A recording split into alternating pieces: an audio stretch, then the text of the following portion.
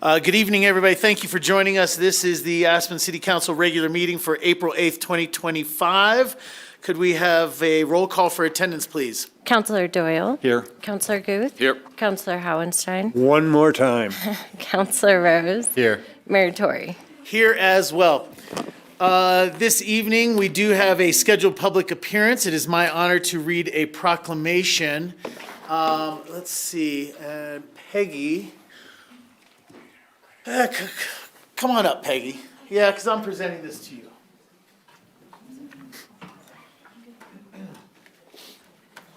A little closer than normal up here, but come on over, right here.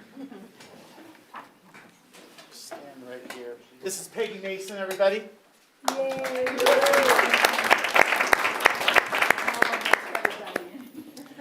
I have a proclamation, and it is my honor to read this proclamation. This isn't for a date until this summer, but I was asked to read this as one of my parting acts as mayor. So, with my honor, this is a proclamation of the City of Aspen, Colorado, Incorporated, 1881, whereas Bobby Mason's music and vocals are forever a part of the soundscape and cultural history and legacy of Aspen. And whereas in 1969, during what was a scheduled 2-week performance booking at the Aspen Inn, Bobby Mason decided that Aspen was his place to call home for the next 50 years. And whereas Bobby Mason was known as Aspen's musical mayor and Aspen's truest music icon, and whereas Bobby Mason played in Black Pearl and Starwood, and with such notables as John Denver, J.J. Cale, the Eagles, Nitty Gritty Dirt Band, Bonnie Raitt, Bo Diddley, John Oates, Jimmy Buffett, and countless others in every Aspen venue, including the Wheeler and Sunrise services atop Aspen Mountain. And whereas Bobby Mason's genuine warmth, inviting smile, and music inspired community, created bonds, uplifted Aspen, and touched the lives of almost every resident and visitor. Whereas Bobby Mason is in the Aspen Hall of Fame and will be honored with a community concert at the Aspen Historical Society this summer, now therefore be it proclaimed that the mayor, the city council, and the citizens of Aspen do hereby declare July 12th, 2025 as Bobby Mason Day.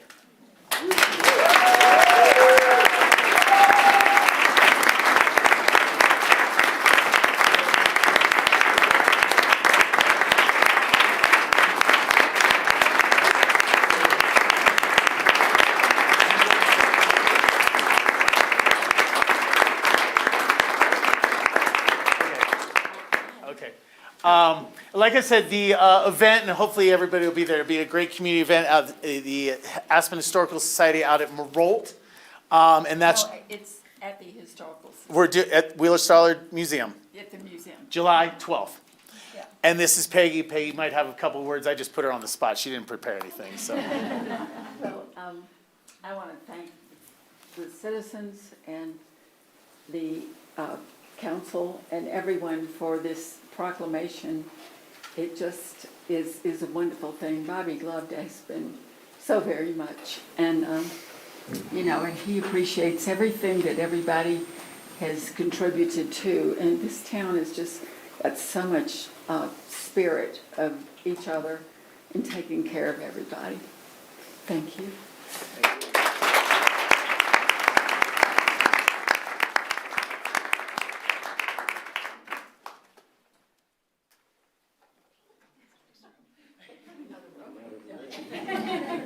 With that, this is an opportunity for members of the public to address councils on issues that are not scheduled for a public hearing. We do ask that you limit your comments to about 3 minutes so that everybody has a fair and equal opportunity to speak. Are there any members of the public that wish to address council this evening?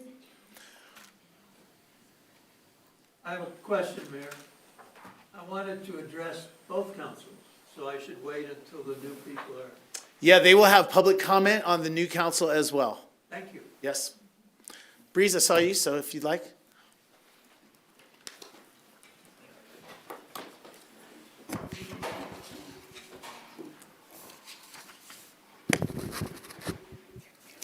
Thank you very much, Mayor.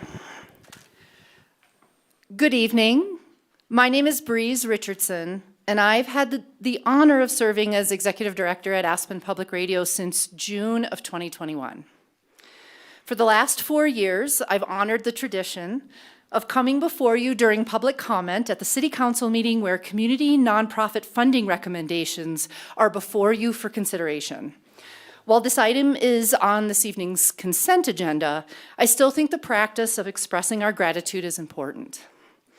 And in addition to sincerely saying thank you for the $27,500 of recommended support for Aspen Public Radio, I also feel it's my responsibility to share with you that over these last 4 years, support for Aspen Public Radio from the City of Aspen has dropped nearly 75%, to the tune of over $70,000 less in annual funding to support this critical, free, local news service. For over 2 decades, the station received between $90,000 and $100,000 annually from the City of Aspen, making a significant contribution to our local news reporting capacity, including distributions of $100,000 in 2021, 2020, and 2019. However, since the redesign of the city grants program, the only way to provide more support to more nonprofits applying to the program, short of increasing the overall pie, has been to take it from Aspen Public Radio and Grassroots TV, the 2 largest benefactors under the former program. For over 20 years, these pledged dollars of support were received by Aspen's 2 nonprofit media outlets, a legacy promise that's been lost to time. So I come before you today asking that if it was not your intention to significantly reduce support for Aspen's only source of nonprofit daily news, the city's only way to communicate life-saving evacuation information if power is out and cell service is down, in light of all the ways you've seen Aspen Public Radio show up for this community through hosting town halls, bringing you the voices and ideas of your neighbors and friends on the most pressing issues of the day, reporting on solutions and challenges alike, then can we talk? Is there another way for the city to financially support Aspen Public Radio, or a desire by council to see anything like a return to former funding levels? Thank you for your time and for this opportunity, potentially, to continue the conversation. Thank you, Breeze. We have that as an item on our agenda this evening. It's on our consent calendar, but I've asked that it be pulled for this discussion, so we'll be revisiting that in a moment. Thank you, Tori. Thank you. Thanks, Breeze. Other members of the public for public comment this evening? Come right up. Thank you. Thank you. My name is Joni Clar, and I'm here to welcome old and new on coming and going, and thank you for your support and your service in this community. I came in 1971, right around the time Stacey Stanley was mayor, living at Mrs. Pepke's house, and I was his girlfriend and partner. So I was at Mrs. Pepke's house for the first part of my generation here in Aspen, being mentored by her. So when she passed, I just felt so much of her energy being blessed into my soul that I could keep taking it out into the world. I then, after working with Obermeyer, worked with John Denver's organization at WinStar and the Rocky Mountain Institute. And we started sustainability as a buzzword by hugging trees and encouraging the world to do that. I'm now also part of an Earth Law Center, started 12 years ago, to give Mother Earth a voice at the table. And we're working in 40 countries of the world, and Durango and Colorado and the world. And I've been doing programs here in the Valley for the last little bit, and we want to support this government and our citizens to understand how we can support that voice get stronger in our governance and all. So I'm just introducing myself to all of you and offering to support you. Thank you on your blessed journey. I was on the planning and zoning for 7 years and wrote the growth management plan. So welcome, world. I'm just so glad we're all here. And for Bobby and Peggy Mason, they played at my wedding at the T. Lacey 7. What a day. Thank you. Thank you for your work. Appreciate you. Other members of the public for public comment tonight? Tony? Roger, do you want to go up? Tony? Roger? Tony? Third call for Tony?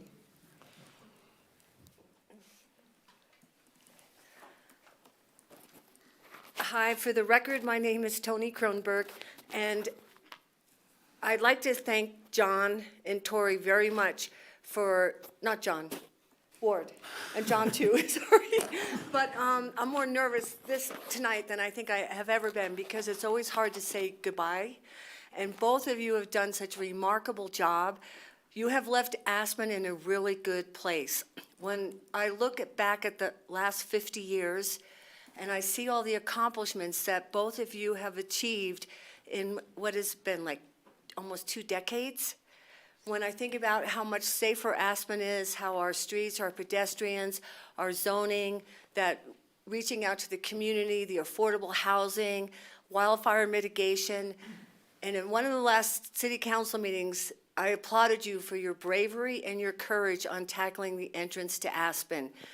This particular council took the bull by the horns and said, we may not get this thing finished, but we're going to get it started. And you listened to the community, and for that, I greatly appreciate that. And Ward, all the years I've known you teaching your daughter swimming, how long ago was that?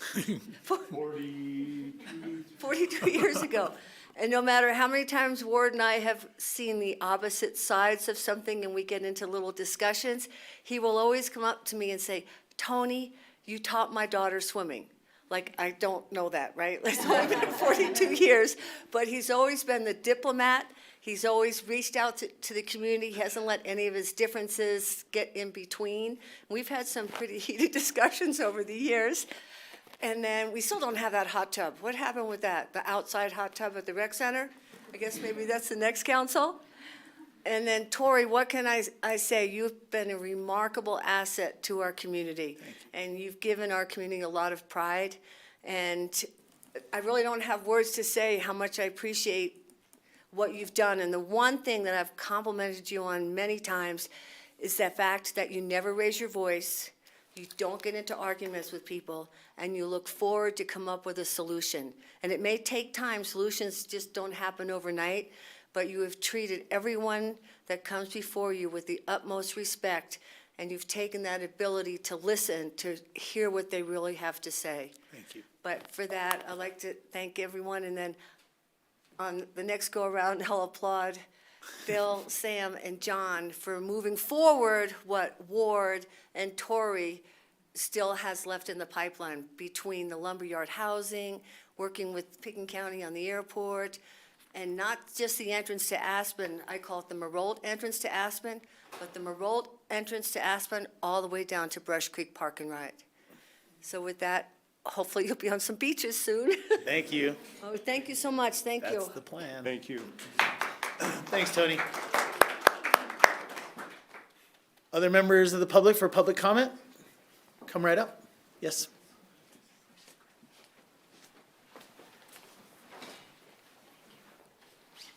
Right in the middle's fine. Okay. My name is Sahari Simmons, spelled S-A-J-A-R-I. I know many of the people in this room. I actually don't want to be here because I'm more introverted than I let on.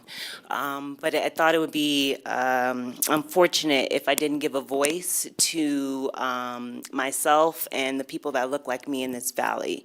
While you don't see us very often, that is what I'm here to speak about.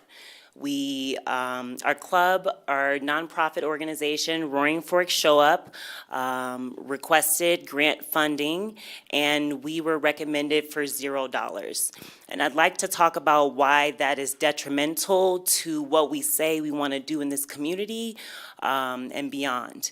So, and then I'm also asking for advice, because this is actually about the 5th grant in the valley that we have been denied for completely.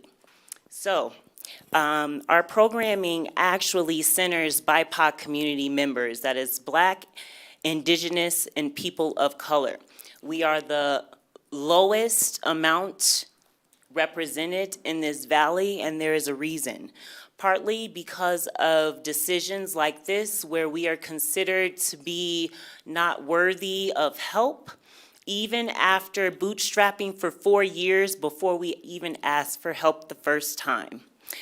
Now, I'd like to communicate that not only are our programs increasing underrepresented individuals on the mountains, we are farming, we are doing business incubators, and many of the people in this room have participated in my workshops to further cultural development of this valley. And I ask, if people are not representing council or decision makers that look like me, how will you understand the importance and the need for what we are asking and what we are requesting? Many of you do not realize that people that look like me come here, we serve jobs, we serve people, and we leave due to mental instability and incomplete feeling of isolations and all the things. But no one would necessarily notice that because we are not deep within your communities or your neighbors necessarily. Not only is there a housing crisis, a childhood birthing crisis? Child care is about $30 an hour for a teen who may keep your child alive. And not only are all of these things happening to us, but there are statistics that show that BIPOC individuals will actually interpret and receive those things much worse than anyone else in this room. So I think that when we look at the city of Aspen saying that they have this commitment to diversity, equity, and inclusion, how so when the only nonprofit asking for funding and representation in this valley is being recommended for $0? Okay? The Garfield County Commissioner told us that, oh, we didn't hear that in your speech. The other Aspen Community Foundation told us, oh, well, we think that there are other organizations that are just as important or more important. The bandwidth that it takes to fill out your applications, your grant requests, are dissertation worthy. Luckily, I was a scholar in school, so I handled it. We handled it. But to come back and to say, with all of that research, with all of that statistical significance, to be recommended for $0 is laughable. But we were recommended for in-kind dollars. Those in-kind dollars were in the form of us performing at Wheeler Opera House. And I'd like to ask you, when we are developing new programs in entertainment, and that isn't even our wheelhouse, no pun intended there, Wheeler House. But how is it that you can recommend us for dollars for your entertainment, but when we ask for dollars for food insecurity, leadership, economics, and all the things, we are recommended as nothing. And so I'd like to just point out the hypocrisy in the way in which you see us, and the importance behind what you think we are doing here, that is just dismal. It's unfortunate. And I guess my question is, what else could we do? Thank you for that. Did you receive a response in addition to the notice that you were not being awarded the grant? Did you get more information than that? Every grant that we were denied for, there has been nothing that has helped us move forward into getting a grant for future. Okay. There is no reason behind, oh, we didn't hear that, even though the speeches were recorded. Okay. Or there may be some things as, oh, it's not as important as some of the other organizations that are happening, while we are actually supporting a lot of the organizations that are on its last legs, such as Lift Up, such as some of the handicap accessible, such as the deaf community, because the BIPOC community is not just within one container, we are within all. And so I think it needs to be reconsidered if we say that we're doing the things that we want to do here in this valley and in Aspen. We are the only ski club in Aspen or in the Roaring Fork Valley. I am the only representation of DEI on the Aspen Snowmass website for the past 4 years. And not only them, Aspen One has also denied us for a grant. So why are we here to showcase as a, fake, oh, here they are. But when it comes to actually supporting us, there's nothing. Appreciate We it. don't want the recognition by our photographs plastered everywhere to say we are here when you actually show us that you don't want us to be here. Okay, I appreciate that. Large generalizations around all the organizations that you've applied for grants doesn't really pertain necessarily just to this body. This body oversees the city of Aspen Right. and our grants program. And what you heard from somebody just a moment ago was that our grants program still needs some work on it. And Yeah, we're trying to and do the that. reason so- why it does apply is because it's not a coincidence, and that I'm bringing that up, okay? I'm actually the only urban farmer in this whole town in which I can actually supply to grocery stores and everything else, and I am the only one out of the grant that I applied for separately, right, through the USDA that did not get approved. Everyone else did. And what I'm trying to communicate is that there's a pattern, and we need to figure out why. Okay, thank you. Thanks for sharing. I did have another question. You said Roaring Fork, what was the, Shola? Roaring Fork, show up. Thank you. Other members of the public for public comment this evening? Hand in the back, come on up.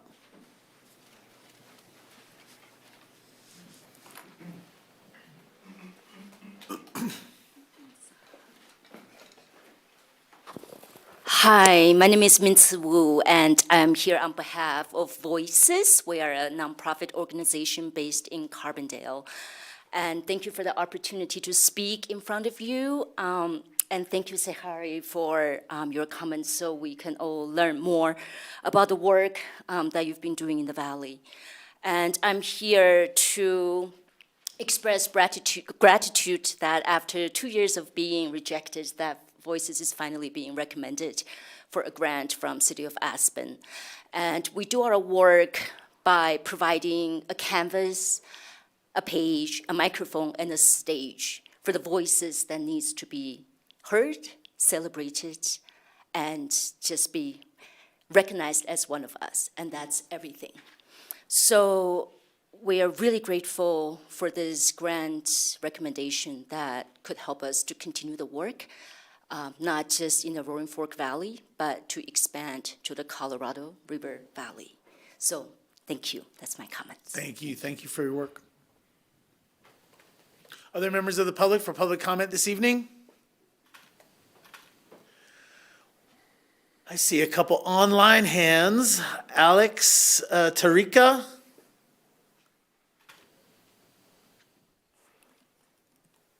Hi there. Can you hear me okay? We can. Thank you. Yes. My name is Alex Tarika. I'm the education manager for the Aspen Science Center. We're a science education nonprofit based in Carbondale, and our mission is advancing public understanding of science through lifelong discovery, exploration, and education. I'm here to thank the City of Aspen for granting us funding for this 2025. We do hands-on STEM programs for people of all ages from Aspen to Parachute. And we applied for grant funding from the City of Aspen to help underwrite the costs associated with delivering our programs, specifically in Aspen. So a little about our history. ASC was founded in 2005 in Aspen by George Stranahan and a group of science and social justice-oriented individuals. And we've been doing programs in Aspen consistently in the 20 years since we opened. During the pandemic, we had to shut down our operations for 15 months, which set us back. But in the last 4 years since we reopened, demand for our programs has grown enormously, and ASC has really become known as a reliable provider of engaging, high-quality, hands-on STEM education programming in each of the 9 communities we serve, from Aspen out to Parachute. And although we're now located in Carbondale, we travel to Aspen to deliver a significant number of our programs. In 2024, 27% of our programs were located in Aspen, and to date in 2025, about 40% have been in Aspen. So we really deeply value our presence and impact in the Aspen community, and we're committed to continuing to serve the Aspen residents and visitors year-round with quality STEM programming. For this grant funding cycle, we requested $40,000 in grant funding to help us underwrite the costs associated with doing our programs in Aspen. And that includes staff time for program development and delivery, materials costs, venue rentals, and travel costs. And we understand it was an extremely competitive grant process this year, and we're really grateful for the $27,500 award recommendation from the Grants Review Committee. The funds are going to help us continue to offer as many free or low-cost programs for the Aspen community as possible, and we anticipate our impact growing in Aspen in 2025 as a result provided by the grant. Lastly, we all know that the city of Aspen is currently in the process of redeveloping the Armory Hall, and we just want to let you know that we're hopeful that the city of Aspen will include a space in the hall for nonprofits such as ours to host programs and events for the community. Although we were founded in Aspen, we're now located in Carbondale, but with the high volume of programs we do in Aspen, having a reliable and accessible venue such as the Armory Hall to offer programs would enable us to offer that much more STEM programs for Aspen residents and visitors. And many of our Aspen participants have expressed how Aspen needs a science center for youth, families, adults, residents, and visitors to engage in STEM learning. So we're confident that the flex space envisioned for the Armory Hall would be a welcome resource for the community. And alternatively, the Aspen Science Center had a very well-received proposal to open a center in the building that ACRA now inhabits, and we would welcome the opportunity to revisit this proposal once ACRA moves into the Armory Hall. Thank you guys so much for your time. Thank you, Alex. Deanne, you're online? Yes, I am. Can you hear me? Yes, please introduce yourself for the record. All right. My name is Diane Vitra-Kessler. I'm the Executive Director of the Aspen Indigenous Foundation.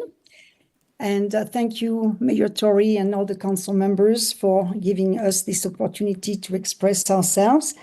So the reason why I'm here this afternoon, it's because for the last 20 years, Aspen Indigenous Foundation has consistently brought to Aspen the presence of the First Nations, American Indians, back to the valley here through our cultural programs. And mainly it's through dance exhibitions, presentations, powwows that are big gathering. And we have also a Native American Indian film festival that we do at the Wheeler.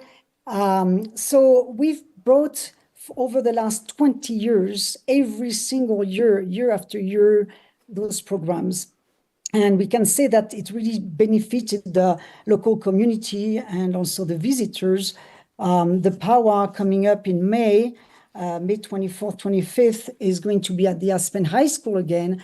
So we engage the high schoolers to get involved and volunteer and learn about the American Indians and everything that they expose in a very genuine way. Also, everybody who comes to those powwows to the culture like you would usually find in reservations.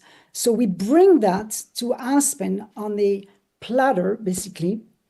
And over the years, like if I look at the numbers, like 4 years ago, the city of Aspen gave us $33,000. And this year, we only got granted $8,000. Now, it's a $25,000 difference. And as you know, I mean, we have more programs now, and life is more expensive. I mean, just to bring the power, a room in Aspen is, that it's about $300 a night when we get a special deal, right? And we have to bring the staff and we have to pay for all those who bring those amazing cultural programs to Aspen. So that's why I'm here, because we are a very unique nonprofit in this valley.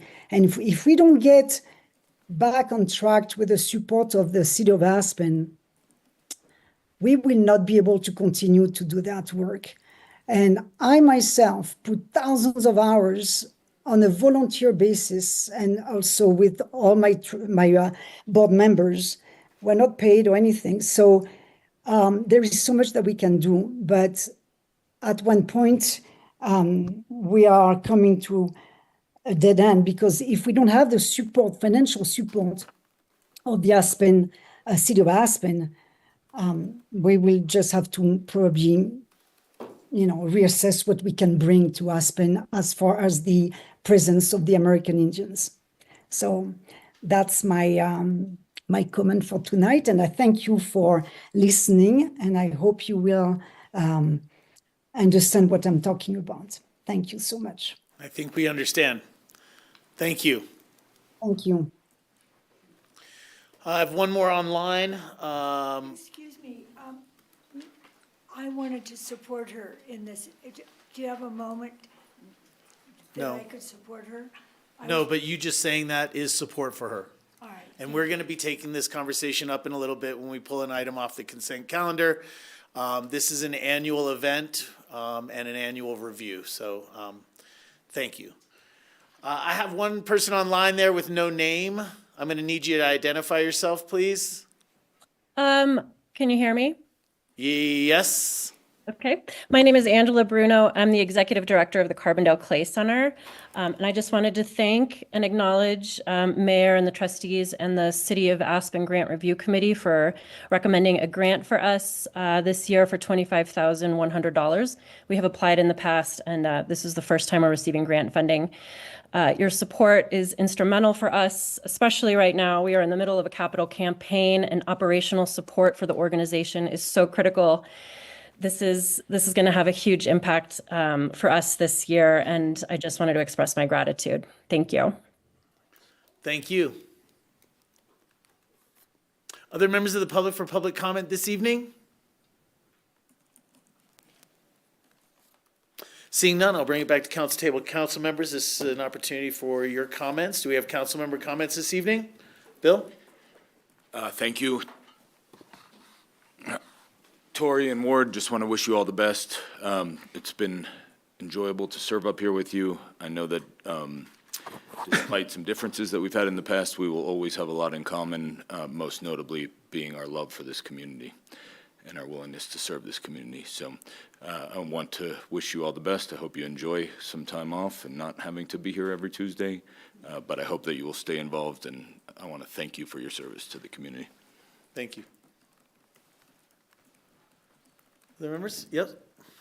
Yeah, I'd also like to express my thanks to you, Mayor Tory and Ward. The last couple of years have been quite the ride, but I'm very proud of the things that we have done and the commitment that you guys have made to this community and the work that you've put in, all the stressful hours and nights.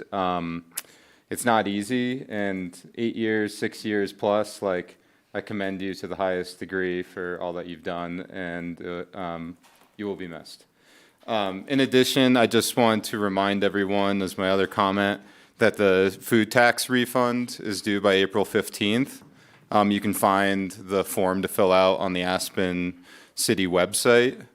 And it was increased, nearly doubled, up to $132, which to me is around 13-ish big wraps. So don't miss out on getting your food tax refund. That's your money. Go claim it. And hopefully we can make your life easier with it. So thank you very much. Thank you. Yep. Yes, I'd also like to thank Tori and Ward for their service to the community. It's been a pleasure serving with both of you these last 4 years, and I know you guys deserve a break. It's been great working with you both. wasn't really going to comment on the environment tonight, but I came across this article yesterday that I thought was really important from The Guardian, titled "Climate Crisis on Track to Destroy Capitalism, Warns Top Insurer." The climate crisis is on track to destroy capitalism. A top insurer has warned with the vast cost of extreme weather impacts, leaving the financial sector unable to operate. The world is fast approaching temperature levels where insurers will no longer be able to offer cover for many climate risks, said Gunther Thallinger on the board of Allianz SE, one of the world's biggest insurance companies. He said that without insurance, which is already being pulled in some places, many other financial services become unviable, from mortgages to investments. Global carbon emissions are still rising, and current policies will result in a rise in global temperature between 2.2 centigrade and 3.4 centigrade above pre-industrial levels. The damage at 3 degrees Celsius will be so great that governments will be unable to provide financial bailouts, and it will be impossible to adapt to many climate impacts. The core business of the insurance industry is risk management, and it has long taken the dangers of global heating very seriously. In recent reports, Aviva said extreme weather damages for the decade to 2023 hit $2 trillion. The good news is we already have the technologies to switch from fossil combustion to zero-emission energy. The only thing missing is speed and scale. This is about saving the conditions under which markets, finance, and civilization itself can continue to operate. Thallinger said it's a systemic risk, quote, threatening the very foundation of the financial sector, unquote, because a lack of insurance means other financial services become unavailable. Quote, this is a climate-induced credit crunch. This applies not only to housing, but to infrastructure, transportation, agriculture, and industry, he said. The economic value of entire regions, coastal, arid, wildfire-prone, will begin to vanish from financial ledgers. Markets will reprice rapidly and brutally. This is what a climate-driven market failure looks like. Pretty sobering stuff, and that's why I am pleased that I got reelected to continue to lead Aspen in environmental causes. We stand on the shoulders of giants up here, and I want to continue to keep Aspen on the leading edge of climate change. Thank you. Thanks, John. Ward, comments this evening? I'll have some comments at the end of the meeting, but I do want to thank the clerk's office for running a successful 2 elections. And again, everything went smoothly. The system works. I'm proud of you, Nicole, and your whole team. And I thank everybody that ran for office, those that are concerned for the future of Aspen. I congratulate the winners, and I congratulate the losers as well. Jefferson said, you get the government you deserve, and we have a great council coming up, and thank you all. Thank you, Ward. For the first time in 6 years, no comments from me this evening until the end of the meeting. I don't see any agenda amendments this evening. And city manager's comments. Pete? I do have one tonight, Mr. Mayor. The Forest Service is considering a prescribed burn for Sunnyside. That is anticipated for Saturday if it's a go. The go decision will be on Thursday. And so just watch for public messaging if they do decide to move ahead. Thank you. Board reports tonight? I do have one, but it's from CORE, and as an elected, I'm no longer on the CORE board. I'm only on the developmental committee. So it was a very productive meeting, but I will leave it at that.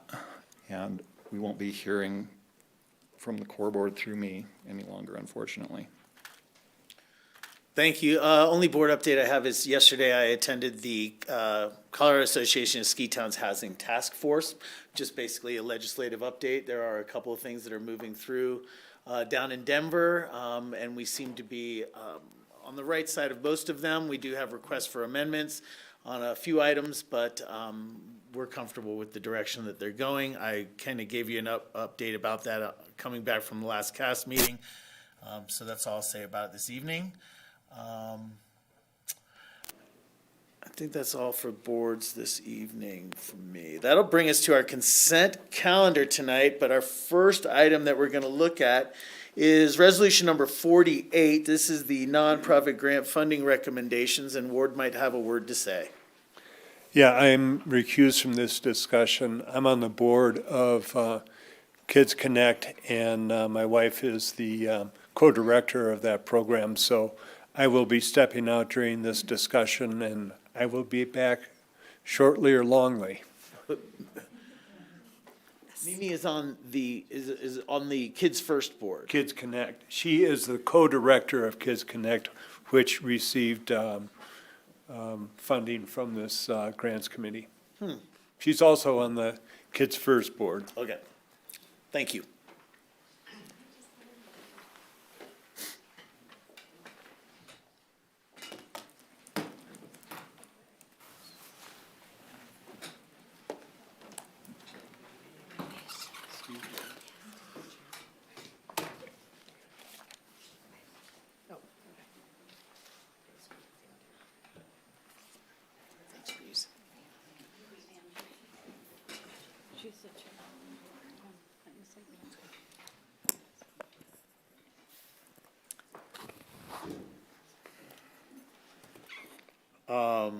We are taking this off the consent calendar for two reasons. One, we wanted to have a brief discussion about it. Obviously, there was some public comment tonight, and I think council members have had a close eye on this for the last few years. So we just wanted to get an update, but also because Ward was going to have to be recused from this item.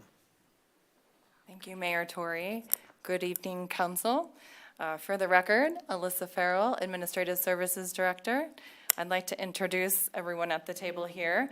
We also have John Barker, who's online. He's at a training, I think in Arizona, for Alliance for Innovation as our Strategy Innovation Director, and he's available as well. And I'd like to introduce, if I may, Natalie Blumentritt, who is also with our Strategy Innovation Office. She'll be helping with the presentation, and Ann Mullins, our Steering Committee Grants Board Chair, and Judy Clausen, who's also participates on our Grant Steering Committee. Thanks. And before you get into a presentation, because I'm not sure if there's, if we need a general overview or if there's maybe specifics that council members want to speak to, and then maybe you can fill it in after that. I'm not really sure. Sure, and we do have just 3 slides. Okay. It's very brief and concise, and we hope to address some of the questions and concerns. Let's see those slides then first. That'd be great. Great. Thank you. So, are you ready? Ready. Okay. So very briefly, go ahead to the next slide. We wanted to remind everyone of the grants committee structure. We actually have multiple layers, and I want to take a moment and just thank our volunteers and our community and our steering committee. There's a lot of work behind the scenes that goes into this process.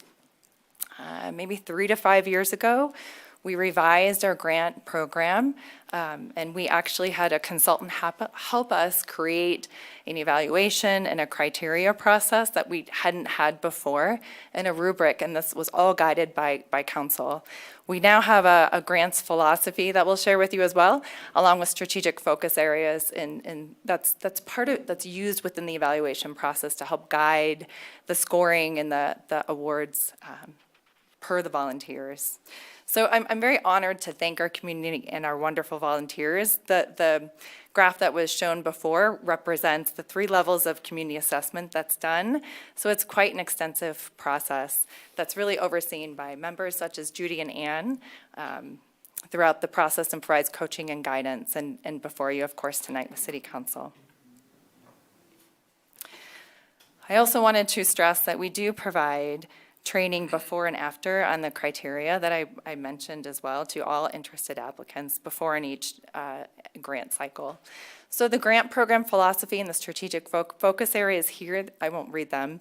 I just wanted to remind council and the community of these focus areas and that they are included as part of the rubrics and the evaluation process. We would suggest, if council would like for us to come back over the summer to talk through our philosophy and strategic focus areas that was guided by council, along with revisiting some other questions and concerns that may have come up tonight. The grant process has been an iterative process, and we hope to continue to refine it to further meet the community benefits.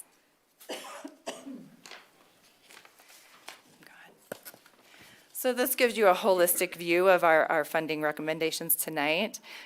You will see, I did want to point out quickly, the IGA, the Intergovernmental Agreement fundings per HHS, within close to, you have Pitkin County Mental Health, the detox, there's 5 different AGAs that comprise the HHS funding.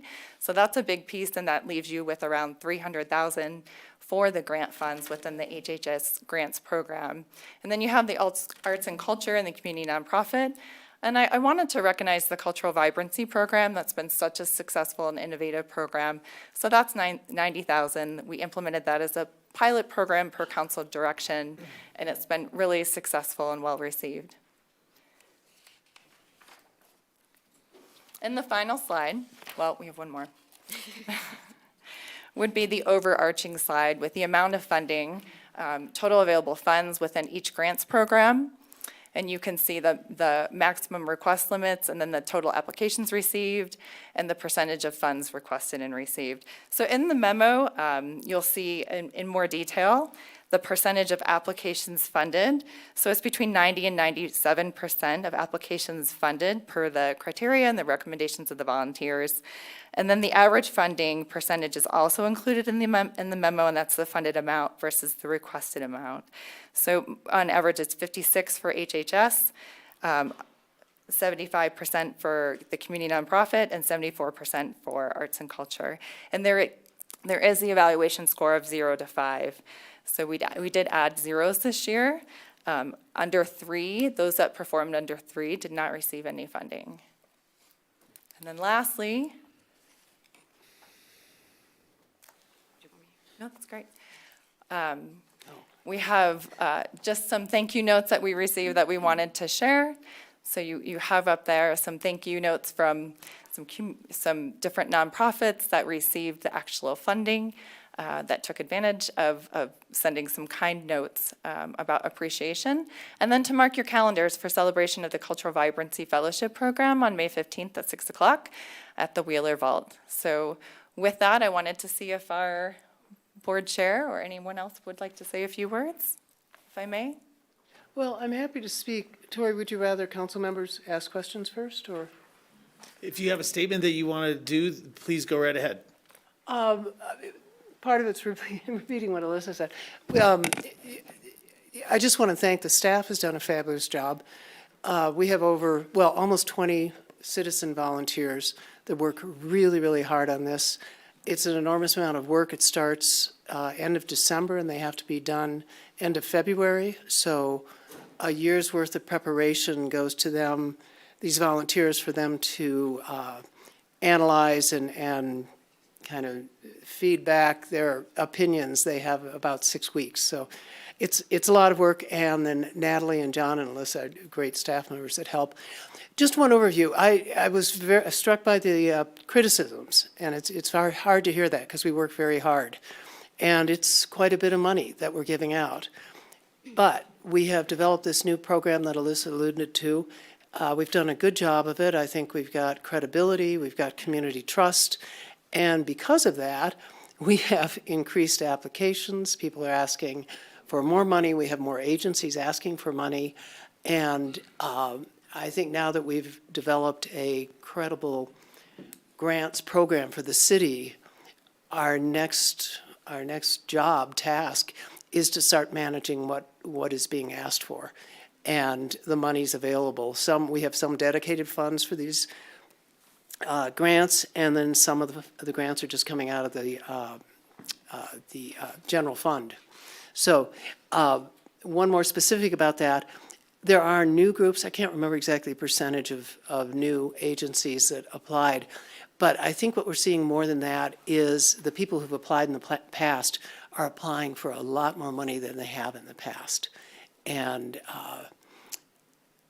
it also comes down to philosophy, and I would love to have a work session with council this coming summer, talking about the philosophy of how the money should be spread out. Does everybody get a piece of the pie, or do just a few people get a piece of the pie? There are a lot of questions that will determine how this money, which is not adequate for all the applications, but how it can be spread throughout the community most effectively. Yeah, and we had 12 new organizations applying to this year's grant cycle. 12 out of how many total? Like 100. Yes, Twin. 10%. 10%. 10%. I just have a comment. If you look at the statistics, you can see that the community nonprofit sector is under tremendous pressure as part of this program. There are different amounts of money in these three pots of money that we have to distribute. And the community nonprofit is very difficult to fairly distribute. And I'd just like to remind everybody that the applications are reviewed by different people than the steering committee. We do not review individual applications. The applications are reviewed by the volunteers on the three different aspects of the program. And the reason that was done that way was to achieve as much transparency in the process as possible. Thank you. I'm happy to start. I have some questions and comments, but does anybody else would like to go? I have no questions, but I have comments, happy to share whenever. Sam, and then Bill? I think you guys do a tremendous job. So with that, more than anything, I want to ask, should we be putting more money towards the grants? And that's something that I almost want you to formally ask for, because I do believe a lot of these are so worthy of it, and it kind of pains me to see grants not get funding or get less than what they need. And I know we have giant bank balances here at the city, and I know we could do better to not waste money on other things. And I believe in tangible results for our community. So I'm just wondering, should we be putting more money even from our general fund towards grants and giving you the power to grant money, maybe lower the cap, do some things with it to make this program work better, but it's going to take funding rather than anything else that you guys are doing that might upset people? The answer is yes. Hold on. But before we get, you know what you guys should do right now? You should just give some direction that you want to visit this in a work session. Yeah. Because we're not gonna work this out right now, but it sounds like there's some stuff here, and that question alone should be asked during a work session and get some direction. So if you guys are into it, you should direct your interim city manager to put a spot on a work session for this coming. Yes, please, can we have a work session on this? I ask with Bill and John's support. There you go. Absolutely. Just while I got the mic, though, the other one is with the funding, is especially using the Wheeler RET towards the Arts and Culture Fund. I do feel like it's unfortunate to see applicants not get funding for that when we do have especially a giant bank balance dedicated to such a thing. So that one feels easier for me. The rest, we might need to find the funding for, but I do think it's worthy of at least the conversation, and the argument is there, so. Let me just answer that. I think absolutely this is the next step. And in fact, I think some of us were hoping that once we got this very organized, kind of tight grant application process in place, that we could show that we actually do need more funding. And, you know, we've got the data now. It's clear we need more funding. You have a dedicated fund for arts and culture, somewhat dedicated fund from the tobacco tax for health and human services, arbitrary discretionary for community nonprofits. And so one thing that we might, maybe in this work session, we consider is some type of equity across where the money is coming from these three buckets. You know, that's one thing to consider in addition to whether more money could be made available. But no, I agree. It's shown that now that we have this process down, it showed that we really, really need more money. If this is what the city wants to do, they should be dedicating more money to this. Yeah, it's this is one of our most popular meetings for this, so I think it's definitely noticed and it's definitely worthy. Yeah. We're unpopular. And, I mean, seconding your comment, I think to have a productive work session would be to breaking it down into those 3 categories and tackling them individually so that the parameters and the funding is worked out for all 3 because they are different. Thanks, Sam. On that, I think that there is some opportunity in both HHS as well as the arts and cultural, and probably the larger conversation needs to go on since it was a few years ago that we kind of opened up Wheeler funding for other uses and expanded uses, but there really isn't a Wheeler kind of guiding budget philosophy, and I think that this is that time to get to that. Yeah. We can definitely identify more funds to be allocated in this area, but it needs to go along with a long-term budget plan as well for the Wheeler. But yes, the answer is yes. I think there's support for a work session. All this should be included. I got Bill and then John. Thanks. Definitely want to start off by echoing Sam's comments that both staff and all the volunteers, the review committee members and the steering committee members are spectacular and put in a lot of effort on this, and I'm deeply appreciative of that. At the moment, we're in the business of giving out $2 million of grants a year. I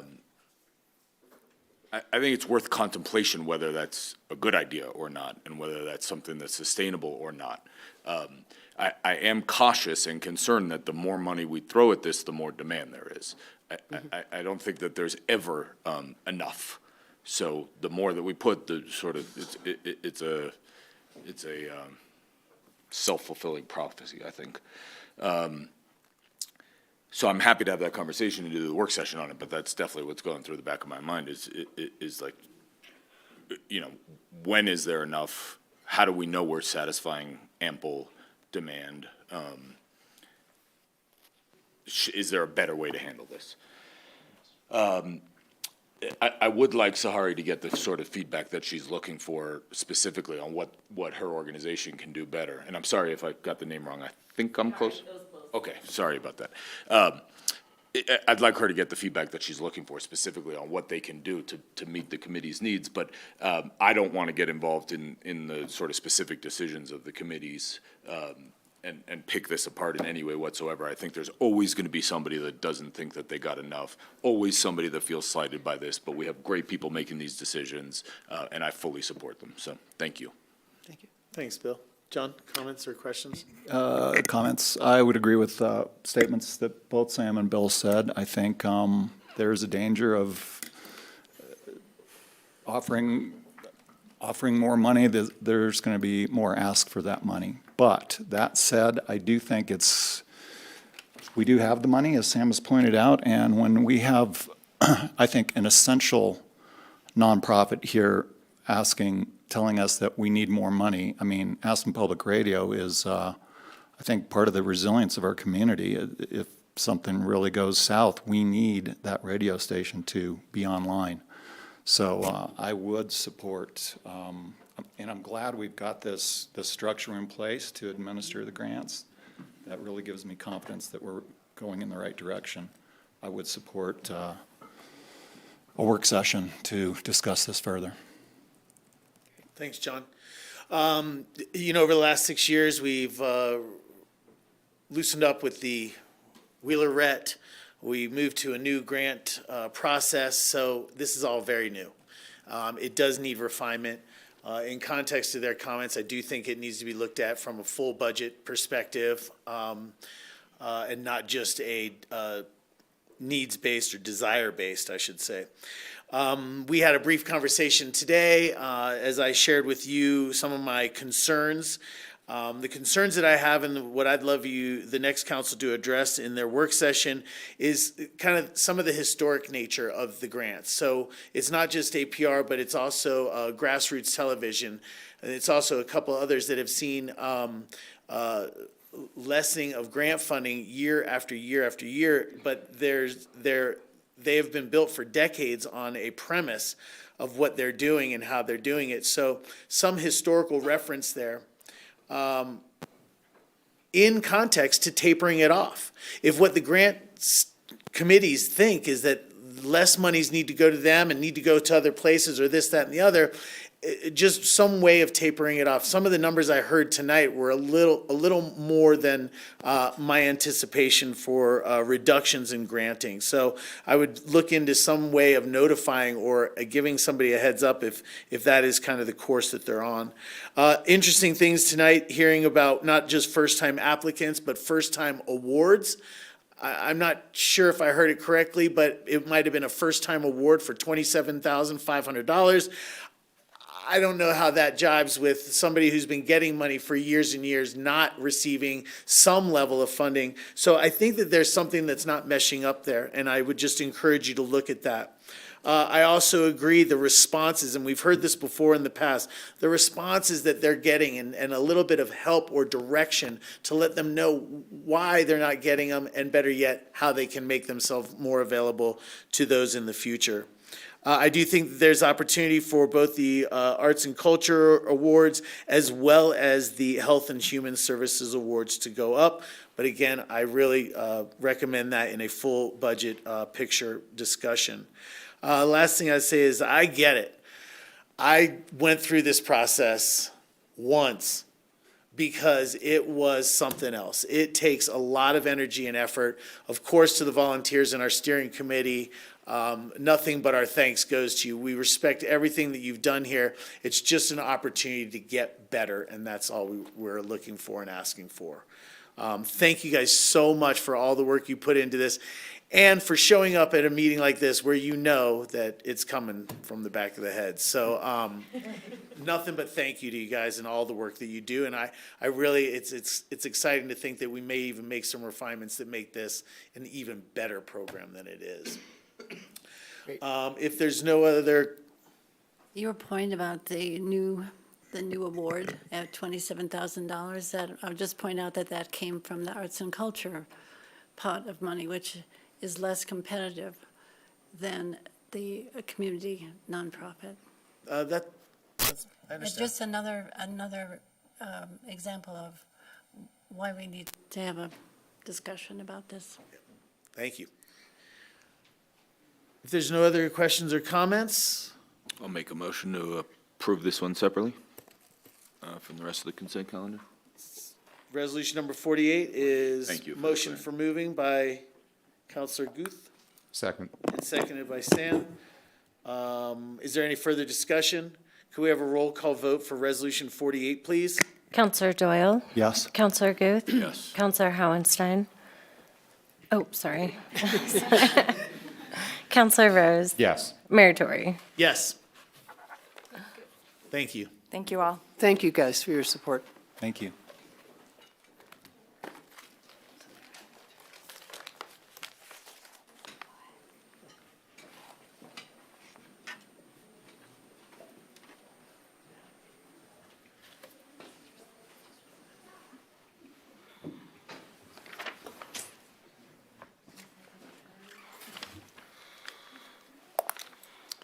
That'll bring us to the rest of our consent calendar. Our consent calendar this evening is resolution number 39, City of Aspen participation in the Intermountain Transportation Planning Region. Resolution number 43, contract renewal, point-of-sale software for arts, parks, recreation, special events. Resolution number 47, the ice resurfacer. Resolution number 55, Truscott drainage issues, contract for landscape grading and excavation. Resolution number 56, approval of elevator cab upgrade service contract for APCHA. Are there any items on here that members wish for further discussion? I just have a couple comments on 55, 56, but I don't need staff or any questions. All righty. With that, then I'll take comments on 55 and 56. Thanks. I've shared this thought process before. I'll express it again. I'm concerned about the amount of money that we're investing in maintaining and upgrading our housing stock that we own. And I'm not criticizing anyone whatsoever for this. I think our staff is doing a good job being stewards of these assets. But I'm just not sure that we're the most effective landlords and most effective property owners. And I'd really like to look at what the costs and benefits, the ups and downs are of selling these assets, but protecting our interests. which is maintaining affordable housing stock. That doesn't mean that we need to be the owners of it. So I just ask everyone to consider that notion, and perhaps we can do some work on it for the benefit of the entire community.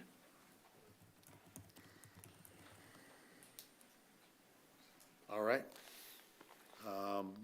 This kind of came up a meeting or two ago, and I don't know about selling our housing stock and how that machinations there work. Anytime somebody else is looking at sticking their toe in the pool, more water comes out of it. Meaning, if another agency gets involved, there's only going to be escalating costs, probably with profit sharing. But I agree with what you're saying. I think there's an opportunity for the city to develop a better maintenance program. I have a few words of that in my closing statements today, but thank you for that, Bill. With that, I'll take a motion for the remaining consent calendar. Oh, why don't you take this, Lord? I move we adopt the consent calendar. Second. A motion and a second. Any further discussion? Could we have a roll call vote for the consent calendar, please? Counselor Doyle. Yes. Counselor Guth. Yes. Counselor Howenstein. Yes. Counselor Rose. Yes. Mayor Tory. Yes. Thank you. That'll bring us to our action items tonight. Our first action item tonight is the appointment of city ex officio member of the Pitkin County Airport Advisory Board. Council members, you will recall that we had a recent meeting where we interviewed two applicants for this appointment. We had Evan Marks and Robert Ruby. And I don't know if anybody has any questions at this time, or if somebody would like to put forth a nomination. I'd just like to comment that 8 years on council, I think I've had more feedback on this one particular board appointment than perhaps all the rest of them combined. Thank you for that. I'll say that, we had two wonderful candidates for this position. For me, I would like to put forth in the form of a motion for the appointment of Robert Ruby to be the ex officio member of the Pitkin County Airport Advisory Board. I think with his intricate knowledge of not only our community, but also the airport and the workings of the airport, he would be a wonderful representative. And he has shown not just a willingness, but a real interest and intensity about it. So I would put that forward as a motion. I'll second. We have a motion and a second. Is there further discussion? Yeah, I think Robert would be a wonderful member on the Airport Advisory Board. I think we have two candidates that are just outstanding, and I think we benefit from a community in the county if both of them were to serve. I have the highest regards for Robert, but after many discussions, I'm not going to be supporting, I support Robert, but I'm going to be supporting Evan Marks for this position. I think that Evan's, the recommendations I've received from county, particularly people on the Airport Advisory Board and people on staff, is that Evan's financial background at this particular time in this world situation, that it's would be most beneficial to the AAB.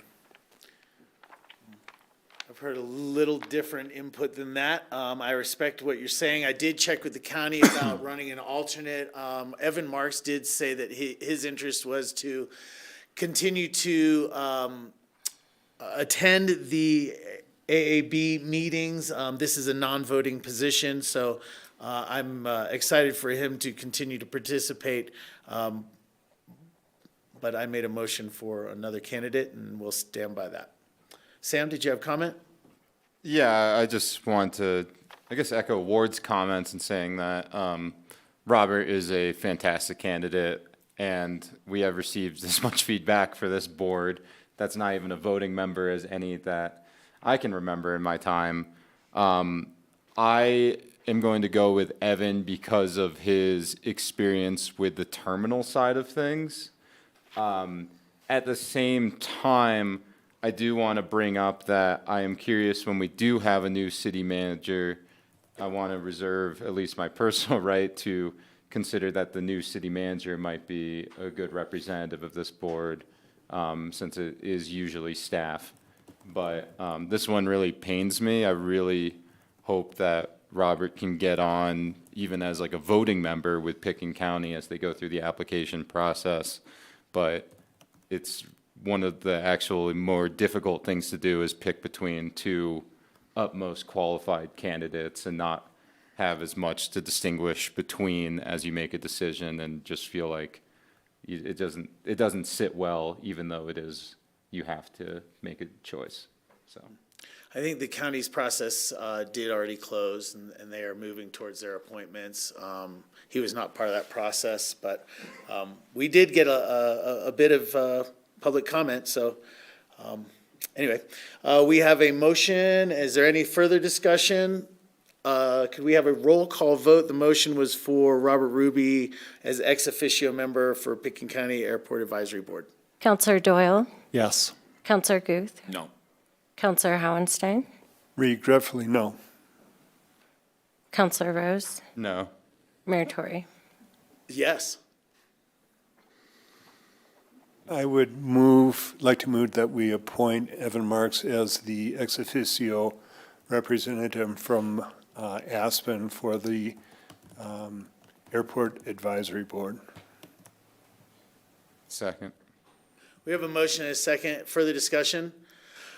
I'll have some further discussion. The county had the opportunity. Evan Marks has applied with the county. The county did not accept him as their appointee. It seems like our appointee right now is being directed by the county instead of the city. And again, we did receive quite a bit of public comment and input on this, so I will be having to vote no on this because of the information I have. Any other discussion? Can we have a roll call vote for Evan Marks as ex officio member of Picken County Airport Advisory Board? Counselor Doyle, No. Counselor Guth, Yes. Counselor Howenstein, Yes. Counselor Rose, Yes. Mayor Tory. No. Thank you.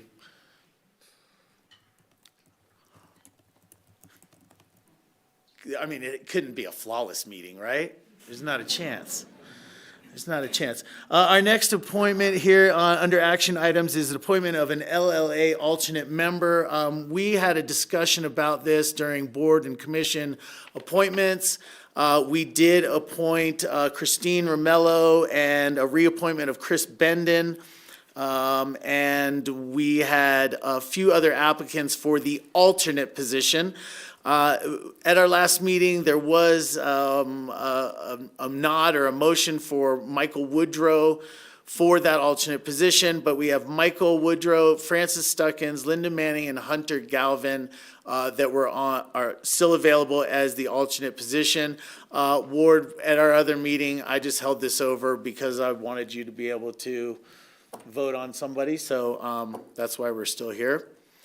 With that, I will take a motion for somebody as an alternate or discussion. I'll make a motion to appoint Michael Woodrow as the alternate to the LLA. You? Is there a second? I'll second for Michael Woodrow. We have a motion and a second. Is there any further discussion? Yes. A little bit. Linda Manning was a wonderful servant to the city of Aspen for a long time. She has expressed a lot of interest and effort to serve on a committee as a citizen of our community. And I think she'd be wonderful in this role or most any role that she's applied for. So she has my support in this, not because the other applicants aren't great, but because I'd really like Linda to have an opportunity to contribute in the way that she has expended so much effort and dedication to do. Thank you. Yeah, well, I have a lot of respect for Linda. I know that she does work for an in-town developer and landlord who oversees a lot of lease spaces to a lot of liquor license holders. So I think that there might be an opportunity for a little bit more conflict of interest there. I really did appreciate Michael Woodrow's interview and his interest in this board. So I will be supporting his nomination. Any other discussion? you. Could we have a roll call vote for the nomination of Michael Woodrow to the LLA as the alternate member, please? Counselor Doyle, Yes. Counselor Guth, No. Counselor Howenstein, Yes. Counselor Rose, Yes. Mayor Tory. Yes. Thank you guys very much. On our agenda, that brings us to our last item before adjournment, and this is comments from outgoing Councilmember Ward Howenstein and comments from outgoing Mayor Tory. Ward? Thank you. It's been a great honor to serve the city of Aspen for the last 8 years on city council.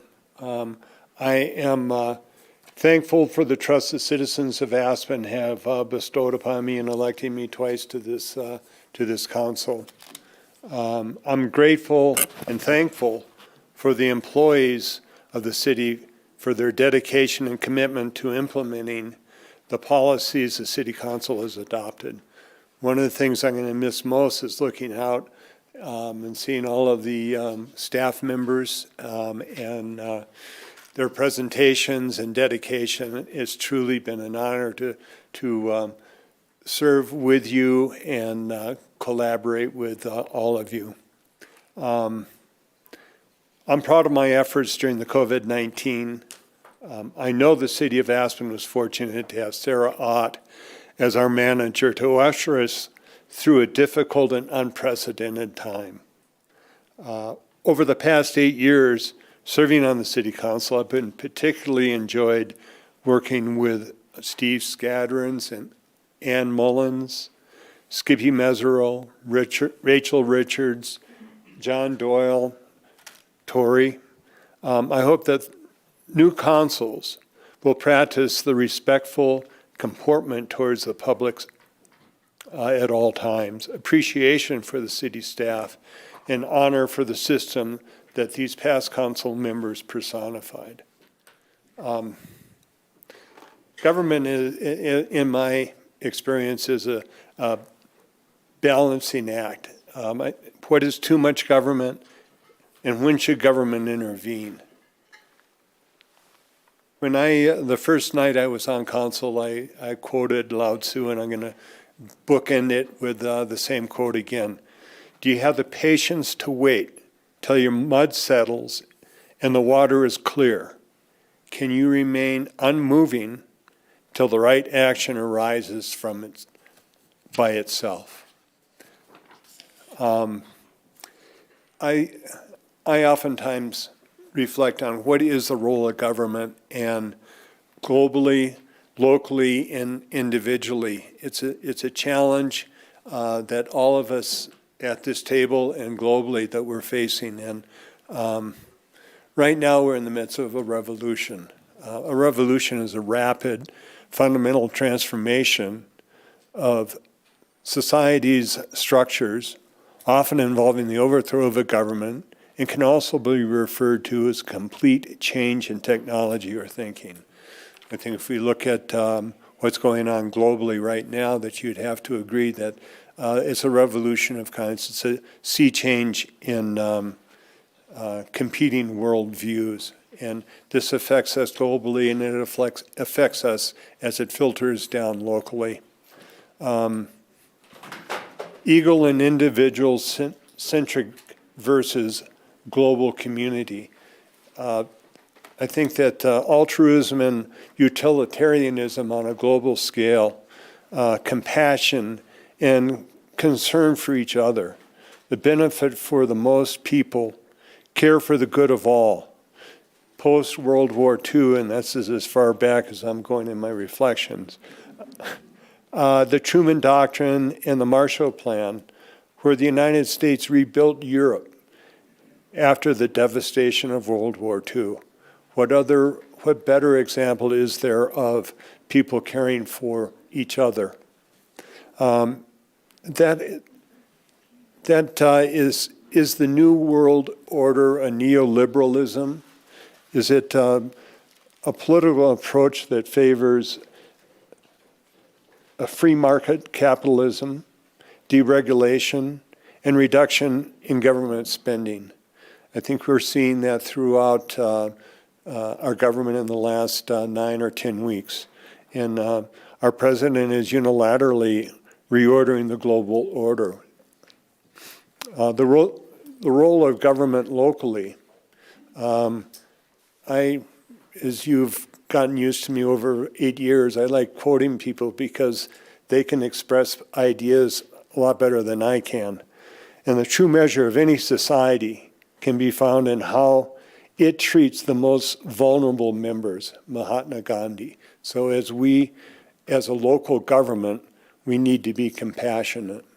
This should be high on our list of values. To value the community over commodity. Preservation of community over the single focus of monetizing real estate.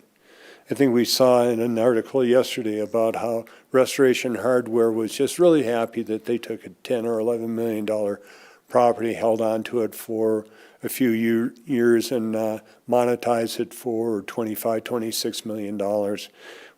When that becomes the focus of a community, we've lost the soul and fabric of our community. So as future councils go forward, this is something that I ask them to be cognizant of and to protect the value, the fabric of our community. And another thing for local government is that don't let perfection be the enemy of good. When a problem is identified, do something to mediate it. Inaction or prolonged delay allows the problem to grow. Doing a solution and coming back and making a course correction is better than doing nothing at all. If a problem is growing, that's bad for the community. And then finally, just my personal thoughts on the role of city council, focus on the individual behavior. And first of all, I'd like to say that energy is contagious. The energy we bring to the table infects other council members, the city staff, and the community. It takes no more energy to be nice than it does to be nasty. Choose to be nice. Be respectful, supportive, and affirming. Be respectful of divergent opinions. Someone that expresses a contrary thought is not stupid or evil. Find a path forward that is acknowledgement of their and respectful of opposing views. Be rational and unemotional in decision making. And I'll leave you with this. Between stimulus and response, there's a space. In that space is our power to choose our response. In our response lies our growth and freedom. That's from Viktor Frankl, who is a survivor of the Holocaust. Thank you all. I'm truly been honored to serve for you and with you all for the last 8 years.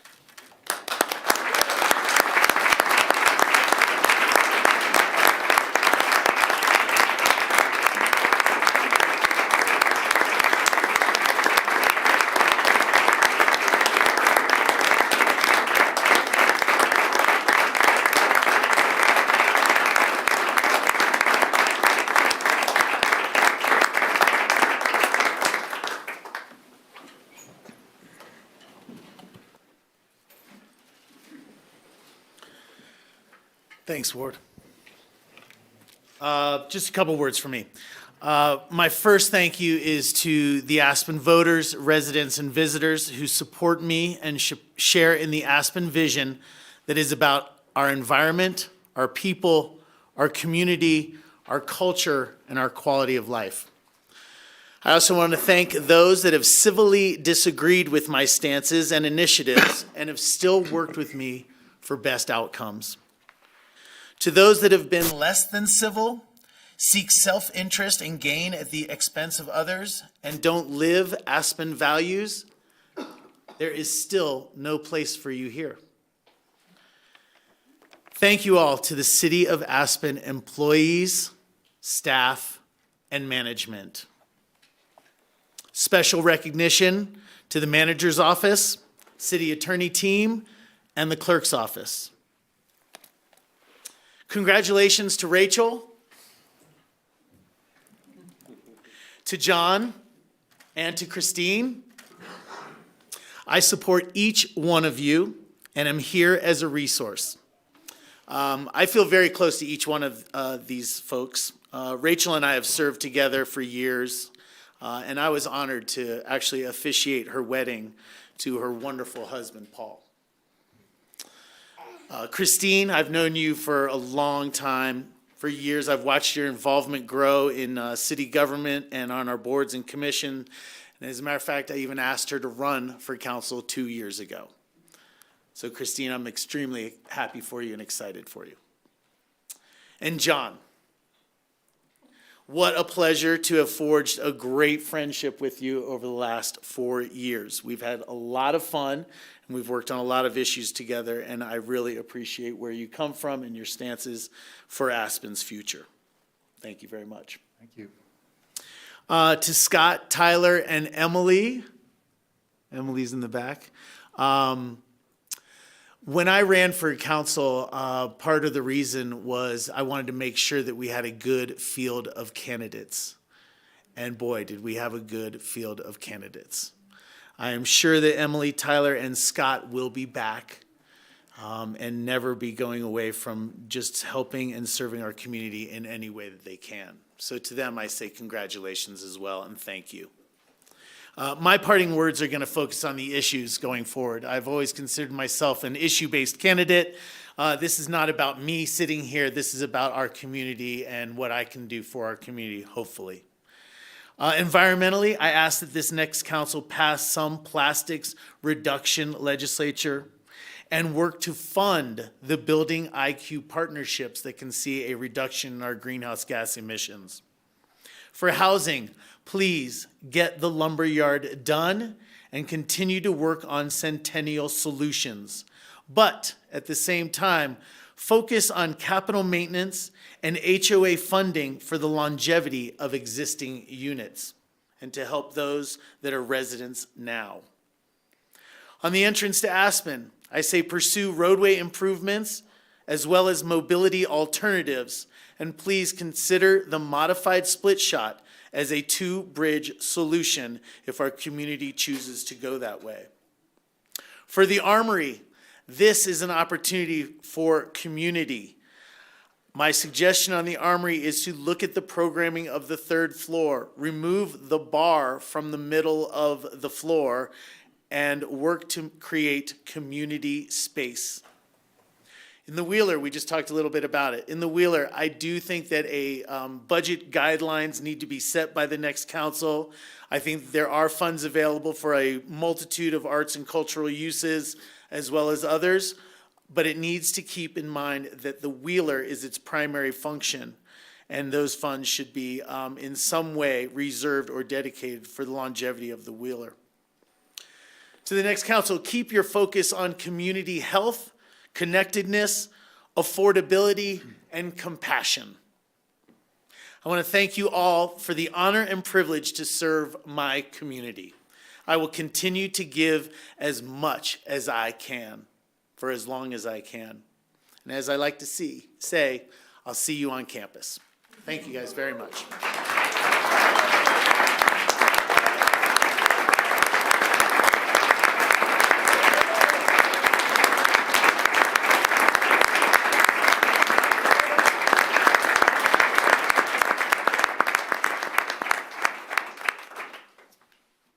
It is my pleasure to ask if there is a motion for adjournment. I move that we adjourn. I have a motion and a second. Is there further discussion? Could we have a roll call vote for adjournment, please? Counselor Doyle. Yes. Counselor Guth. Yes. Counselor Howenstein. One last time, yes. Counselor Rose. Yes. Mayor Tory. No.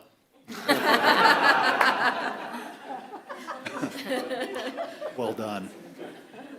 Rachel, I'm leaving you the timer up here. This is yours now. Thank you, guys.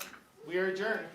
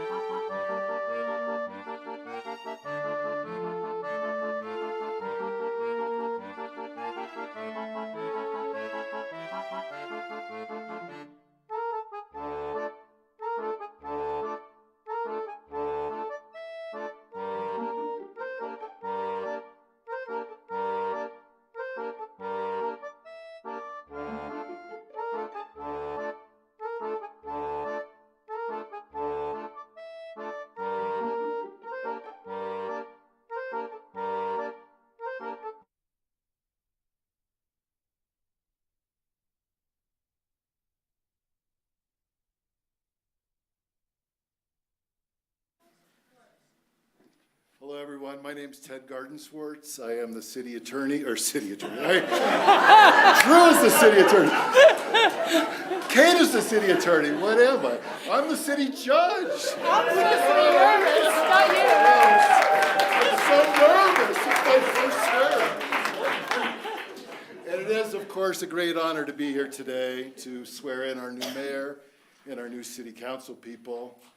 I wrote this great speech about swearing in elected officials and how instrumental it is in our democratic system, but I'm sure with the past few months we all understand how the transition of power is super important, but I'm not going to give that speech.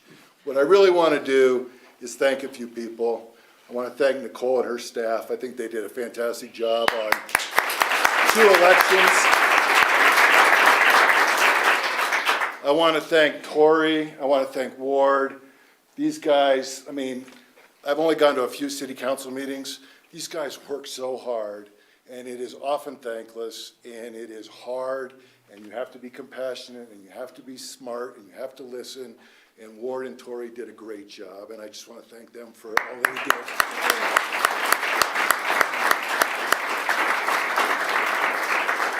And I want to say how fortunate we are to have some really dedicated new public officials. I've known Rachel for a long time, and I'm super proud of all of our public officials. So with that, I wish them all the best, and I will read the proclamation. So you got to raise your right hand. I guess I do too. Yeah.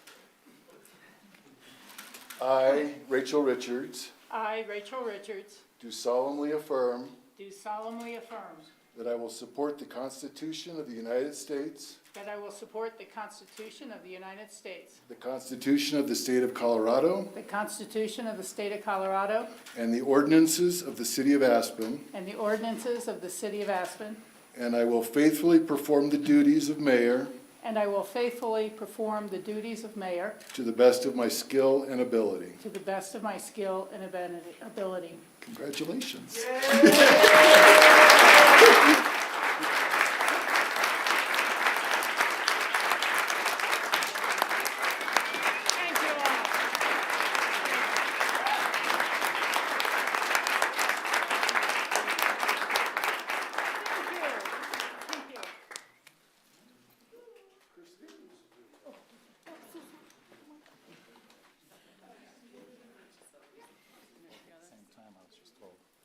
Same time?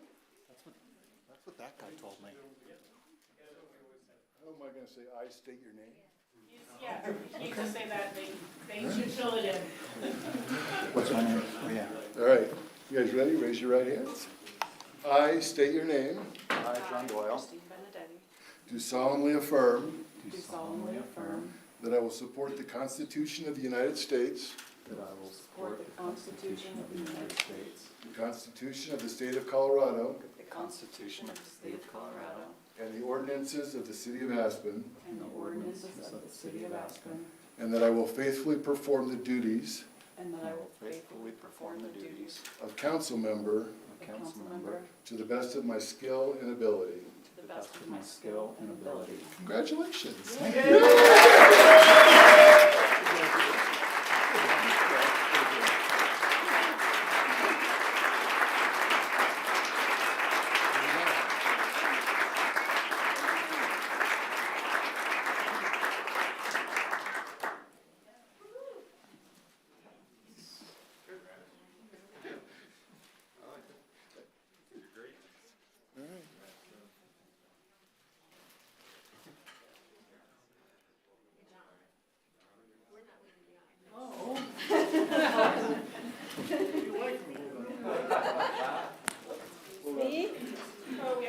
We got to sign.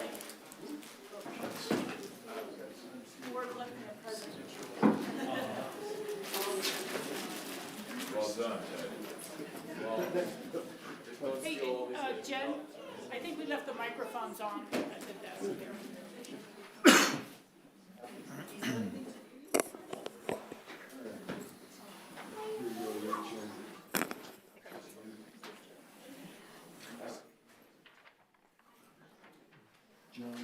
Reverse mortgage?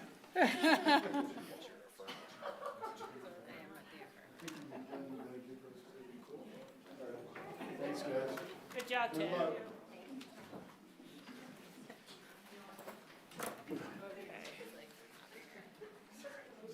Christine, once you have yours.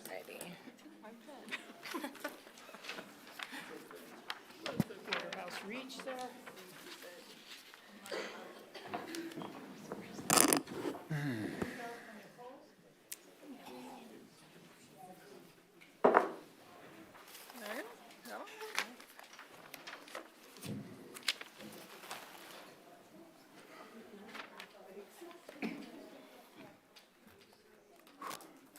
I'd like to call to order the Aspen City Council on the meeting of April 8th. Nicole, will you call the roll, please? Counselor Benedetti. Present. Counselor Doyle. Here. Counselor Guth. Here. Counselor Rose. Here. Mayor Richards. Here, thank you. Okay, there we go. Well, that part was easy enough. Okay, the first item on our agenda tonight is citizen comments. Are there members of the public who would like to make a comment for a 3-minute time period? Please come forward, Roger.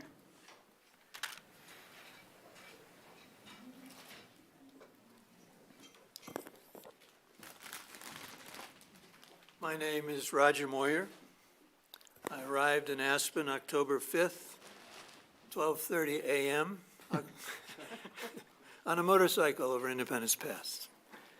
During that time, I've been involved in the sports community, and I have a small business that is this year in its 57th season. Aspen is a very special place. Oh, I've also served on various Aspen boards. Aspen, a very special place. And some of the more important aspects of Aspen since I've been here that have happened, that how we've influenced not only the town, the state, and other places. We'll start with the no smoking ordinance that Susan Malika brought up in the 1970s. The City Asset Committee that former city manager Amy Marjoram set up, and I had the honor of serving on it. The Housing Authority, APSHA, our mall, and finally the establishment of the HPC, Historic Preservation Commission. During my time, particularly during the last city manager's tenure and council, I've noticed that this Historic Preservation Commission has been at times ignored, overridden, and simply not included. Examples of this: 1, 205 West Main House and Lot, which will be overwhelmed with employee housing. So in some ways, we lose the simplicity of a historic resource. The loss of a building, the Crystal Palace. In all my tenure here, I never thought we would actually let a building go. During the discussions for the Meralt property and the possibility of a highway going through there, I did not hear a word spoken or anything written about the historic resources on the Meralt lands. Those being the museum, mining museum, 2 buildings and machinery, the Zuspanzas House, which is an example of 1800s living, the sluice, which showed how water was brought to town via the Castle Creek, and on the east bank of Castle Creek, the Benedict Cabin, better known as Bruce Berger's residence, which is now on the National Historic Registry. And that's quite an honor for a community to have a building put on the registry. My final point and problem is the armory. We've led in so many issues over the years. From 1970s to currently, there has been a magazine out, originally called the Old Home Journal and now called the Old House Journal. On the back of the magazine is a page called Remodeling. Remodeling is when a historic resource is totally or partially destroyed by the community in which it is placed. This particular one is a wonderful old Queen Anne. The top 2 stories were cut off, and the bottom was made into a city building. The Armory has ignored the HBC. HBC has not been called in any advisory capacity during the planning of this fast-track project. That's an insult to a board that you've so diligently set up and the members of that community. And it's sad, because oftentimes these remodeling, well, always, they're not in communities that have HBCs. And many of these projects or remodels are done by architects, as is your Armory. Architects completely ignoring the standards which your Historic Preservation Commission has set up in dealing with historic buildings. What I've seen from the initial plans and so on is an insult to the history of the building and our community. So I beseech you to bring in the HBC, and let's not have our Armory on the back of this magazine as an example of remodeling, particularly in a community that has a Historic Preservation Commission. In conclusion, I'd like to thank all of you for taking the time to serve as commissioners, and particularly to those who were just elected.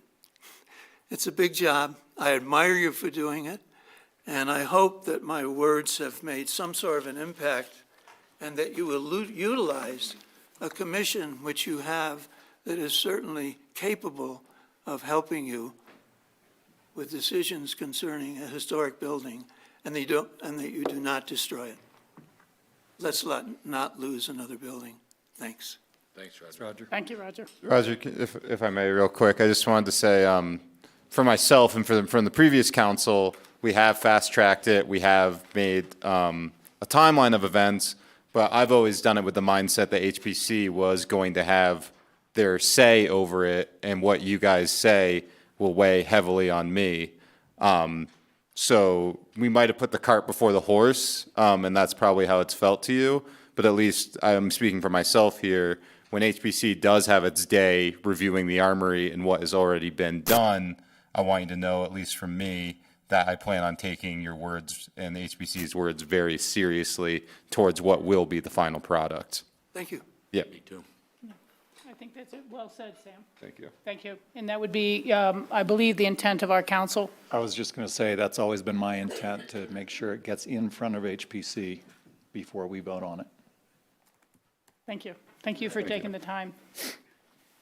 Are there additional citizen comments? Joni? And then the lady in the back. Thank you. I think you're off on that, Mike. Oh, yeah. Okay. Thank you. There it is. Very good. It's nice to be on and be able to say what a blessing it is to have all of you, new and old, here today with our first session under Mayor Rachel and Christina, and the reappointment for yourself and everybody else. I am speaking tonight because the previous meeting had the Indigenous grant come up from Deanna.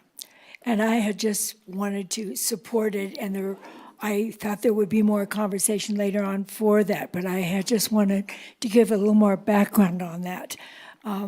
In her foundation, I have been part of it in earlier years.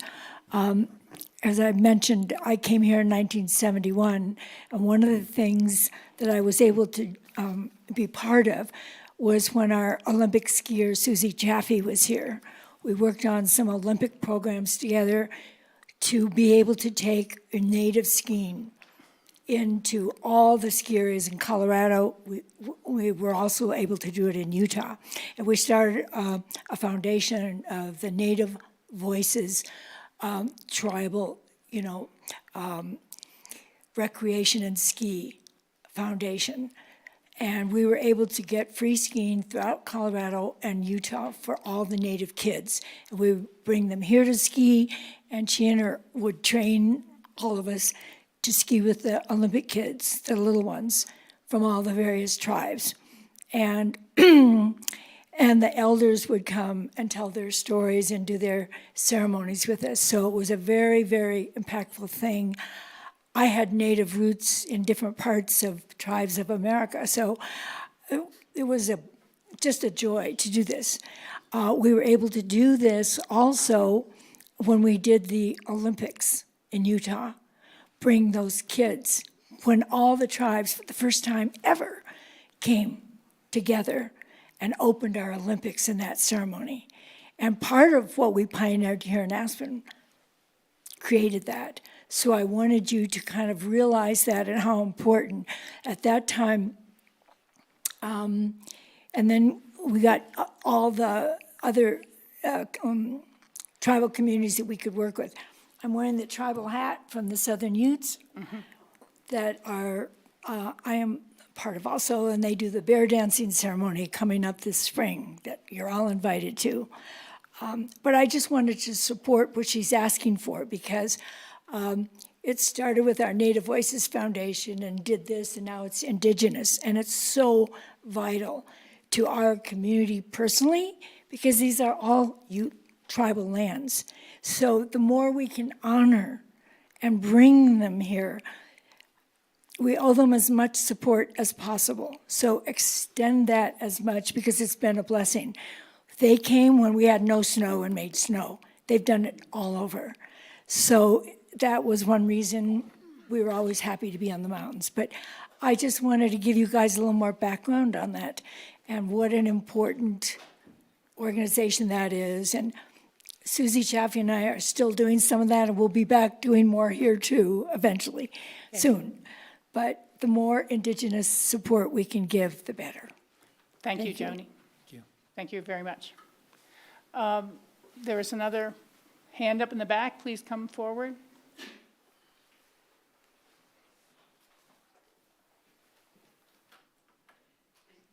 Any seat. Just make sure the green light is on these ones. On the little microphone. Oh, okay. Yeah. There we go. Yeah. Okay.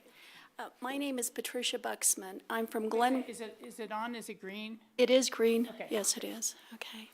My name is Patricia Buxman. I'm from Glenwood Springs. I'm a volunteer for the Western Slope Veterans Coalition.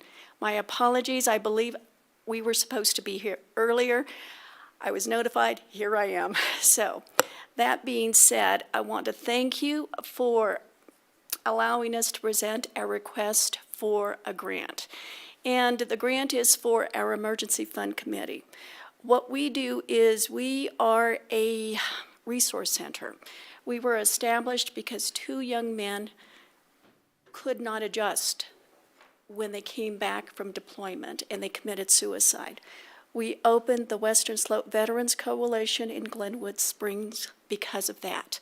And what we provide are emergency funds, and that's what our fund request is for, is basically the emergencies that families, their veterans, see at the drop of a hat.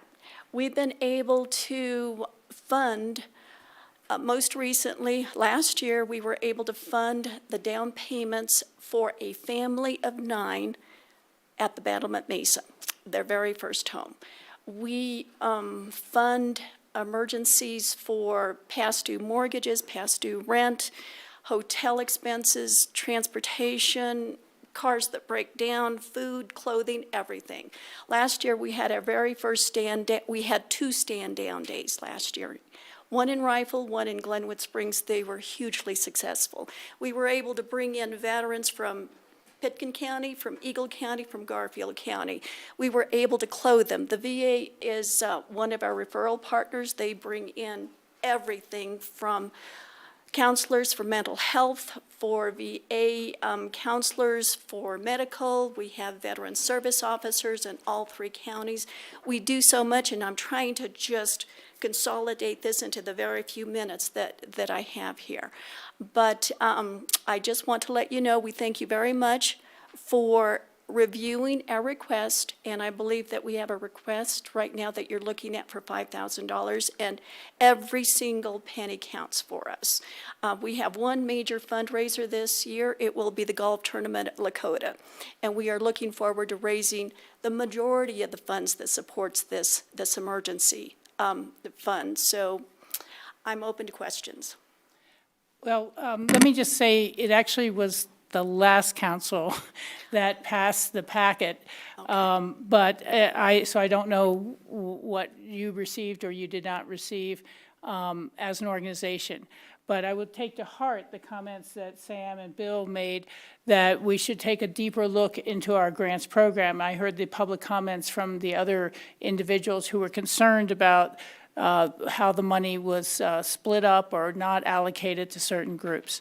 And so I have that on my list to agree to having a work session along those lines, and we'll take a look at that. But I would not be the one to be able to tell you if it was fully granted or partially granted or anything like that. But your work sounds incredibly important. And I know from all of us who've been at the Memorial Day or Veterans Day services here in Pickens County, what a debt of gratitude we owe to those who have fought in our names for our freedoms and our country. So thank you for your work. Thank you so much, and Thank you. thank you. Appreciate it. Are there additional public comments? Please come forward.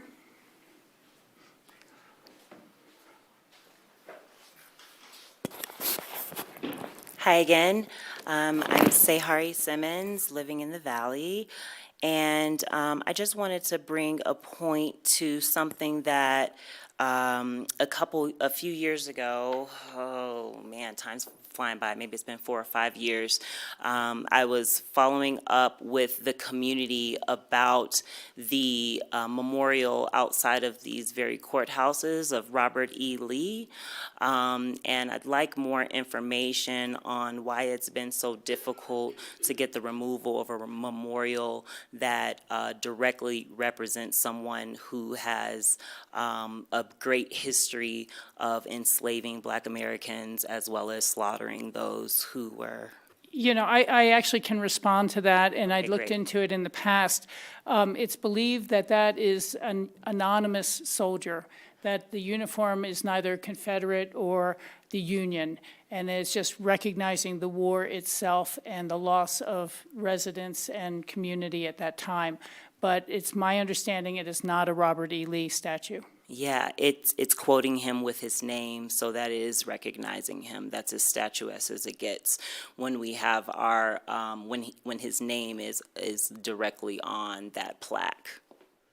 So when I I'll went, take another look, but that is my understanding from having looked into that issue a couple of years ago. yeah, I'm very familiar with it because it's something that hurts many of my community members when we have to come here, part of why I never come in these buildings.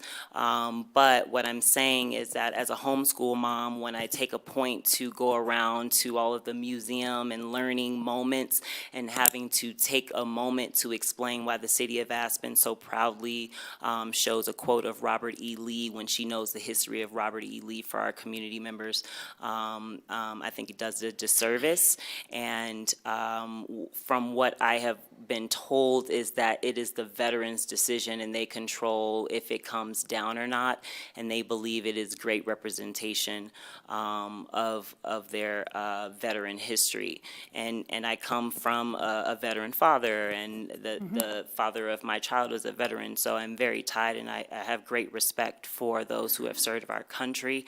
But I think that it would be a missed opportunity to glaze over the impact of having his name so proudly displayed outside of these very courthouses. Well, it is a county building, but we'll take a look. Thank you very much for your time. Additional, please come forward.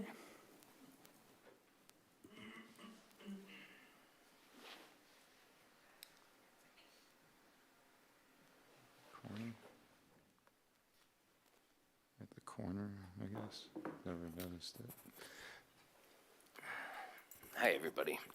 My name is Jonathan Greenspan. I actually reside out of here, and Telluride. And I'm going to bring up something that hopefully is a lot more fun in many respects. But for many years, we've been working on a bill at the state legislature.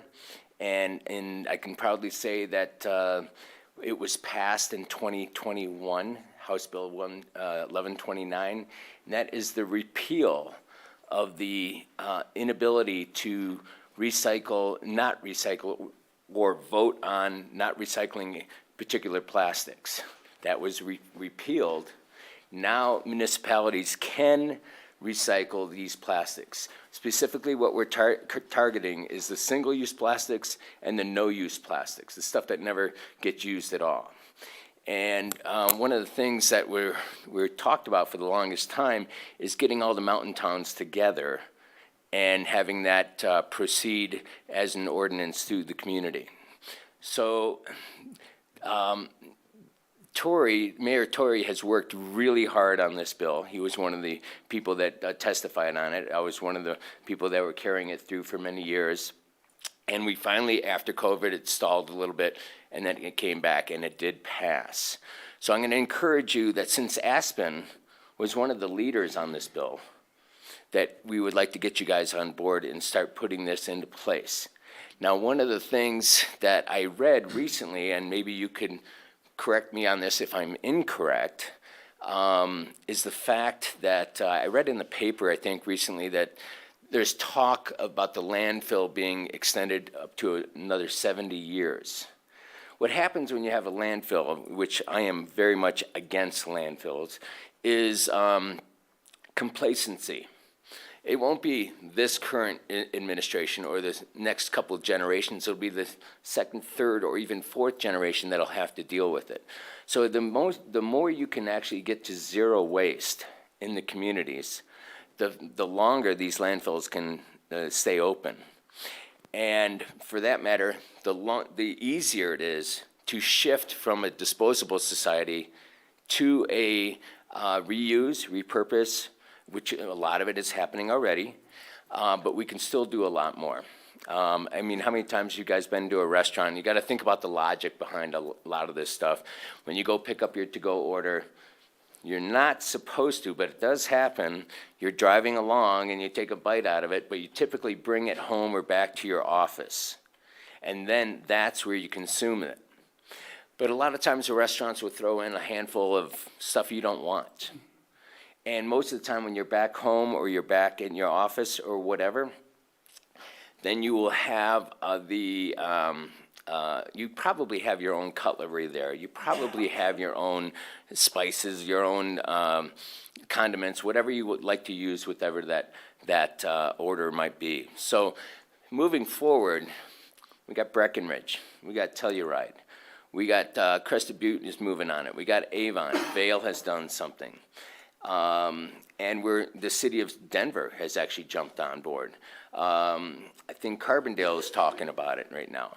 But if you can get this ground swelling back up, again, Aspen was one of the 2 leaders in this whole bill push, and that was approximately 3 to 4 years ago, and it took 7 years to do it. So if we can get that in the work session or something in the near-time future, I would love to participate, and thank you very much for your time.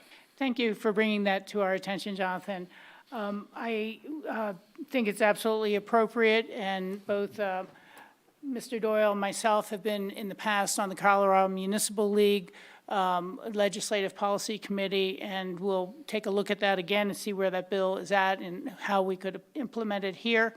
I do want to let you know that the Pitkin County landfill is one of the most efficient for its recycling efforts.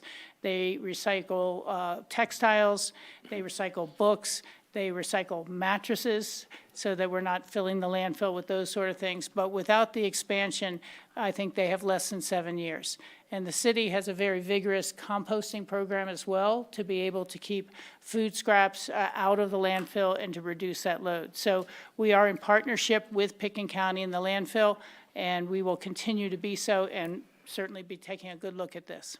So thank you for your time. That's fantastic. There's always more we can do. There's always more. And if it's okay, I can contact the council person, Mr. Doyle, and move forward if that's all right. and talk about this a little bit more, because I think I know that that's a lot of your background already. And Very interested, yes. and so anyways, like to move forward with that if we could. Thank you very much for your time. Thank you. Thanks for coming. Are there any other public comments? Tony?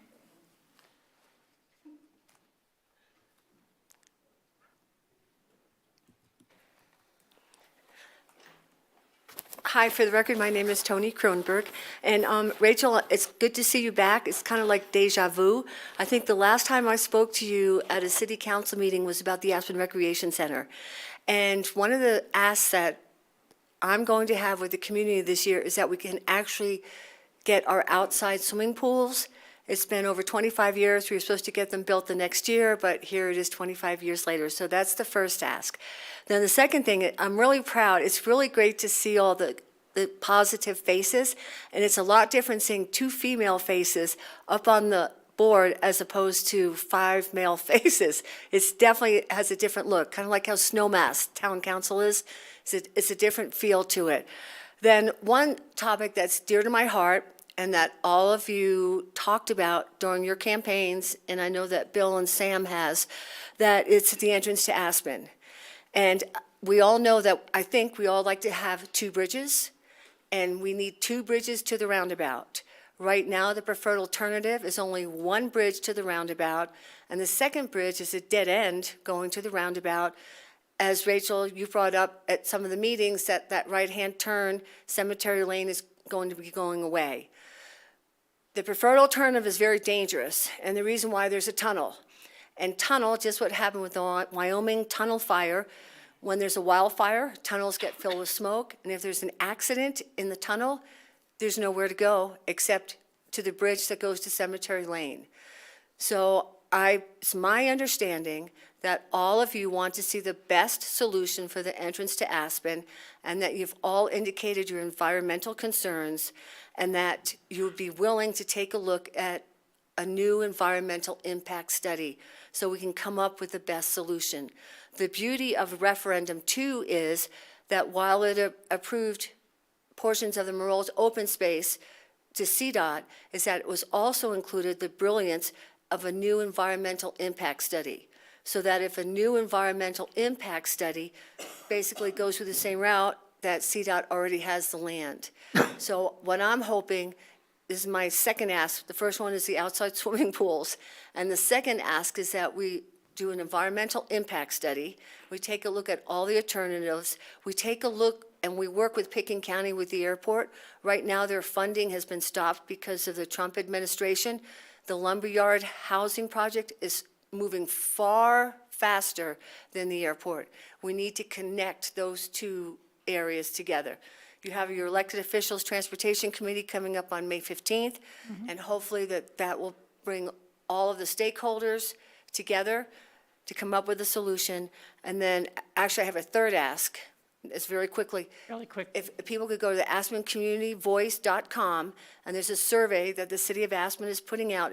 One survey's got 7 questions about the values and purpose of the environmental impact study, and the second one is a really great interactive map that you can actually pinpoint your areas of concern. But I'm so happy to see you back again, Rachel. Thank you so much, and just go easy on the boys. Thank you, Tony. Thank you.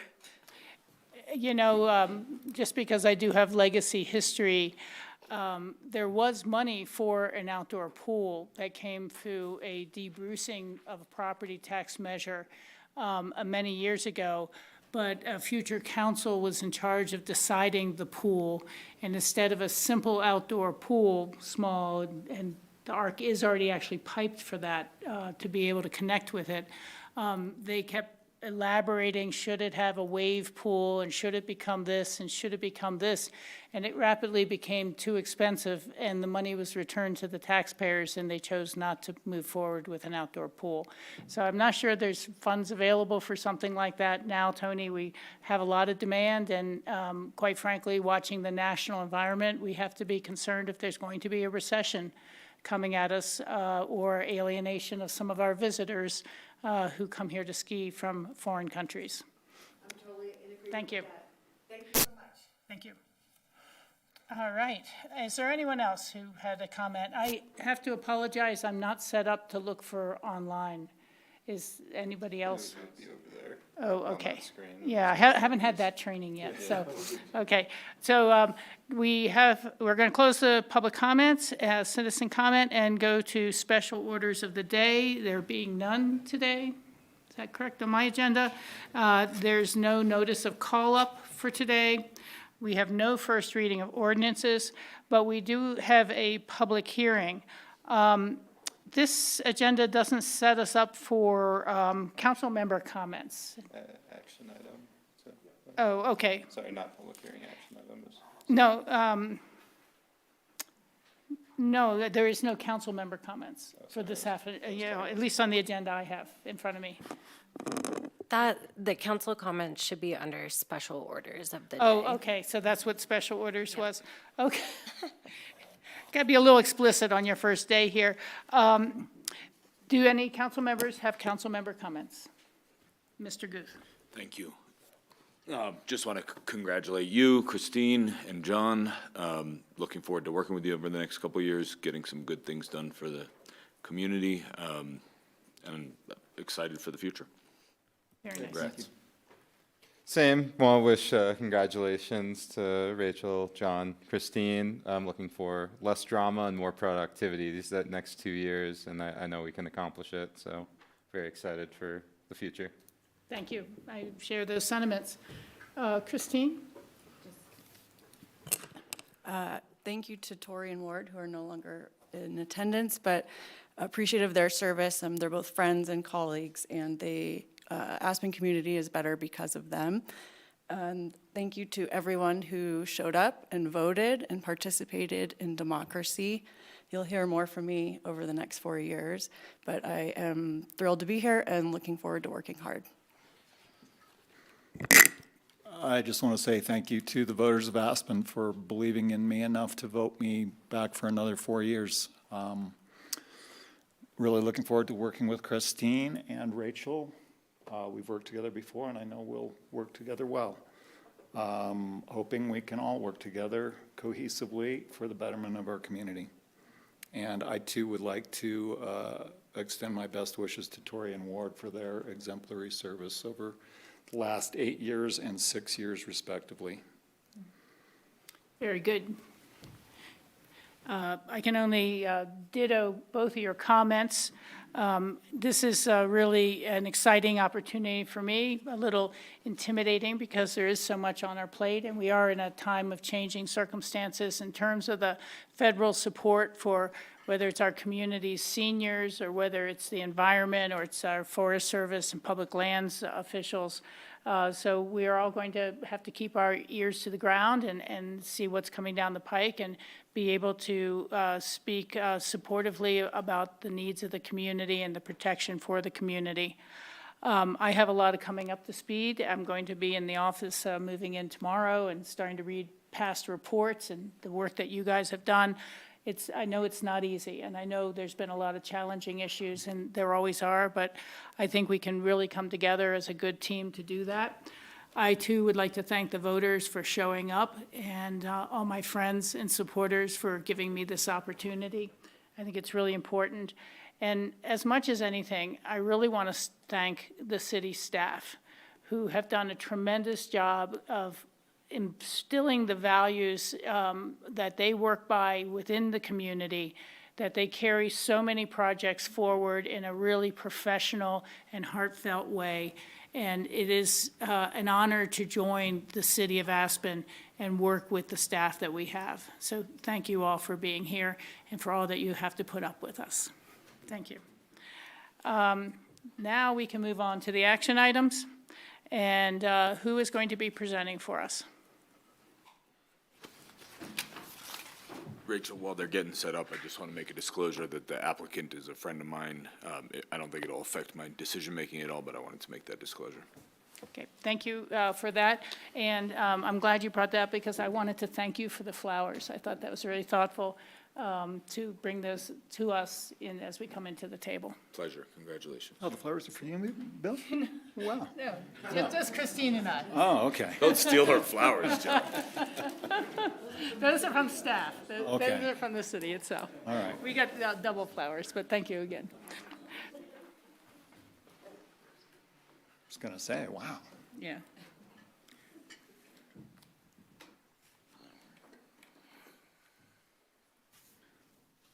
This is kind of interesting.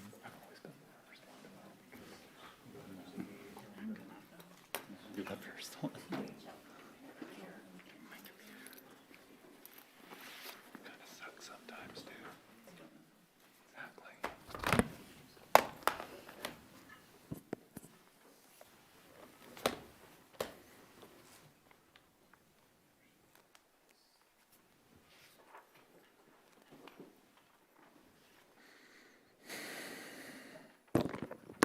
Good evening, City Council, Mayor Richards. This is Jeffrey Barnhill, City Planner, City of Aspen. Firstly, congratulations to you three up there, and it's going to be exciting working with you guys over the next few years. And to Sam and Bill, thank you guys. Looking forward to working with you guys the next couple years as well.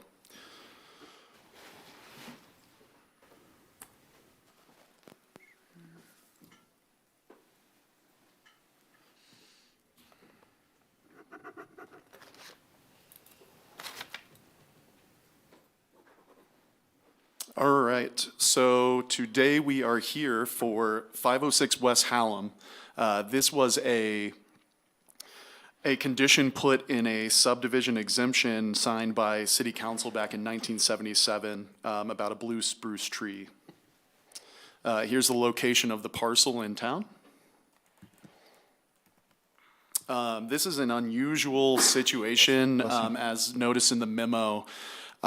We generally don't see these sort of conditions in subdivision exemption approvals. Again, this is from 1977, and the specific condition is this, that the existing blue spruce tree located on lots P and Q be preserved intact and not be removed, relocated, or in any way interfered with. In staff's analysis, we couldn't find any additional information on the record as to why this condition was in this document. Staff recommends approval of this minor subdivision amendment and agrees that it's reasonable for this condition to be lifted from the property should City Council choose to do so. And just to be clear, this approval does not grant the ability to remove the tree on site explicitly. This approval simply removes that condition regarding the blue spruce tree from that subdivision exemption. Here's the proposed motion. I know that there is, the applicant is here as well in the audience. If you guys would like to ask any questions, I'm happy to take any questions as well. Anything you need clarification on. Thanks. I have a couple questions just to lead off on this. So you're saying, okay, here we go. You're saying that this just sets them up to then talk to the city forestry program about the removal of the tree? Correct. So they would still have to follow all applicable regulations from the Parks Department and City Forester in conjunction with the Fire Department as well. Okay, and because our packet did include a number of evaluations and from the fire district, taking a look at the mitigations required for home safety. I suppose what I'm really asking for is at a future meeting or just a memo to all of us, letting us know more about what is the tree removal process, how burdensome is it for people when it is over these public safety issues. Aspen's had the long-standing tree program. We're Tree City USA. I've been a member of the Arbor Foundation over the years, and I do think that's very important. But I know we're also entering different times of concerns about hardening structures and hardening homes. And so I'd like to kind of get a sense of where we're at now with that program and whether or not we need to make better modifications for that program. Yeah, I think that's a really great piece of new information for this new council. The previous council worked very closely with our Parks Department and making some really significant changes to the way Parks is thinking about the urban forests in relationship to new resiliency issues in the community related to our interface with the threat of wildfire. And I will say, I'm not a member of the Parks Department, but I will say, evaluating their process and their thinking about this, they've done a lot of really great work, and I'm sure that between ComDev and our Parks Department, we can talk about some of the things that we're doing in this area that I do think are taking the city in a different direction than we have been previously. Yeah, it has to be done very thoughtfully, I'm sure, and we'll hear some public hearings. But is that okay with everyone? Is a direction to come up to speed on that a little more? Okay, and this is not a public hearing, so I don't know if your applicant would like to speak at all or anything like that. Hi. Hi. Okay, thanks. My name's Nick Heyman. I'm actually the owner of 506 Hallam. Just to give a little bit of color behind this, we purchased the house in January. I think we closed on it like January 4th, 5th, or 6th. About 4 or 5 days later, we got a notice from our insurance underwriter that they wanted this tree removed for a variety of different reasons, including fire safety, including wind, including overhang of the house, all of these various different issues. I called the city forester who came out. I met with him. We went through the process. He instructed me to reach out to the fire department to get a fire department assessment. That's where I met Ben Smith, who's sitting back there. Ben came out. He put together his analysis of what he found, which was in the report. I can let Ben talk about that. At that point, we also found that there was this old covenant that was in there. So I worked with David Coons, who then put me in touch with Owen, who was in here, and I wanted to thank him for guiding me through this process. So Owen's planner of the day, he then put me in touch with Jeff, who helped me put together this entire packet. I also want to thank Jeff for taking my call, I think, while you were on vacation, and putting the whole packet together. And here we are. So what we have at this point is we've actually been issued the permit by the city forester already, pending the amendment of this covenant. So that's why we're here, and I wanted to thank you guys for your time and at least give you guys a little bit of color. I appreciate that. Appreciate the background. Yep. Are there any council member questions? Well- Sorry. I just have a quick comment. During the election, I was approached by some people in the West End, not far from where your home is, and they're concerned about how big spruce trees and pine trees are getting in the West End, and what are we going to do about it? So we'll be having that discussion later, but this is an easy one. Okay, thank you, guys.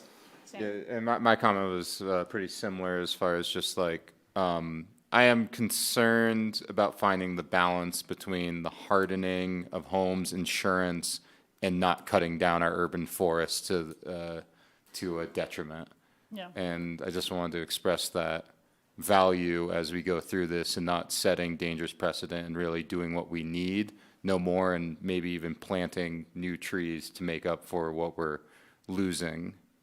Is really just what I wanted to express. Yeah, I agree with those sentiments. I certainly ran into someone during the campaign telling me that they wanted to remove what they considered some dangerous trees around their house, but they were told it would be thousands of dollars of mitigation. And again, the Tree City ordinance was very important in its time and remains so, but we're certainly in different times now. That we all have to be concerned. I was watching the QQ water quality quantity presentation by Northern Water over in Grand County, and they were, had a forest fire in the forest and the public lands, and they were managing it and putting it out. These things get very hard to do, and then it traveled 20 miles overnight when the winds picked up. So to see something travel like that, it's too late to think, should I have taken that tree down? And then it jumped the Continental Divide. And then it jumped the Continental Divide, which they never thought that wildfires would do. So we really are in a different time. So thank you again for your presentation. Is there a motion? There's no public hearing on this? I'll make a motion to approve Resolution 57. I'll second. Okay, it's been moved and seconded. Will you call the roll, please, Nicole? Counselor Benedetti? Yes. Counselor Doyle? Yes. Counselor Guth? Yes. Counselor Rose? Yes. Mayor Richards? Yes. Unanimous. Unanimous. Thank you very Thanks, much for everyone. your work on that. We really appreciate it. Thank you, guys. Appreciate your work, Jeff. Yeah, should they all be this easy? Now, we're going to have a little more of a meeting that's organizational for this board and discussion of the election of the mayor pro tem. I would like to nominate John Doyle to be mayor pro tem. I believe he has 4 years' experience on the board and would be most consistent in terms of the education and training to go forward with this. Is there a second to that motion?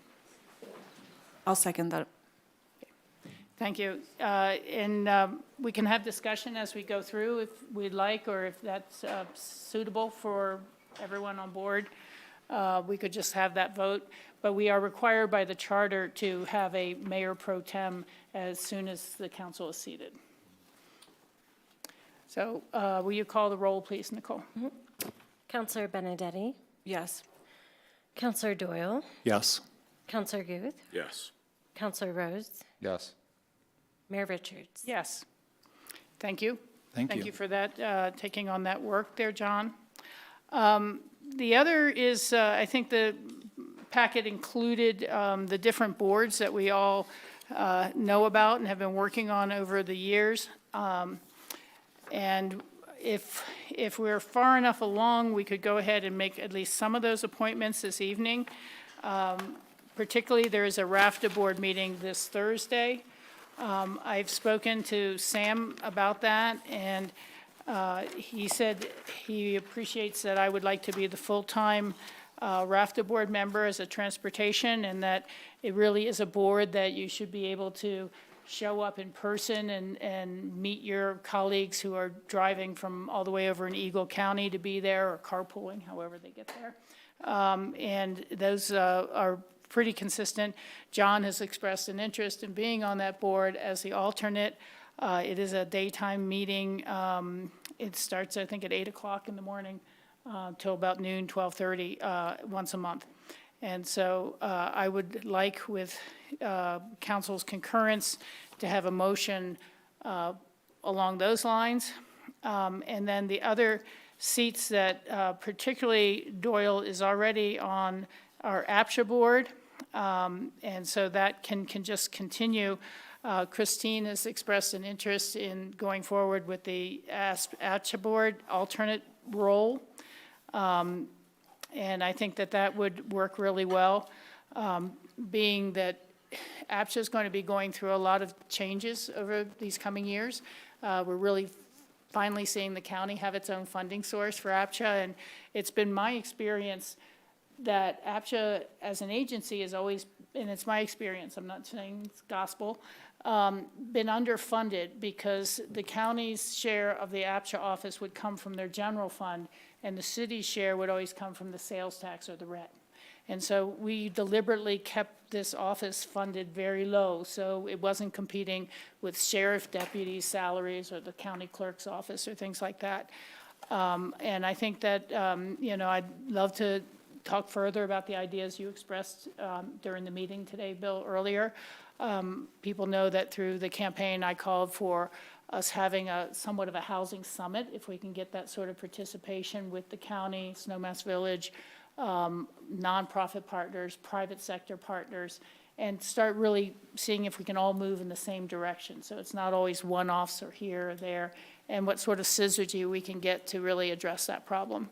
So I think that with your existing experience and you being able to fulfill a 4-year term would really be a valuable role. Your experience on Planning and Zoning Commission, in particularly understanding a lot of the nuances of our land use code, would be really helpful. So is there a concurrence with that sort of decision? For APSHA and RAFTA? But I'd like to talk about RAFTA a little bit.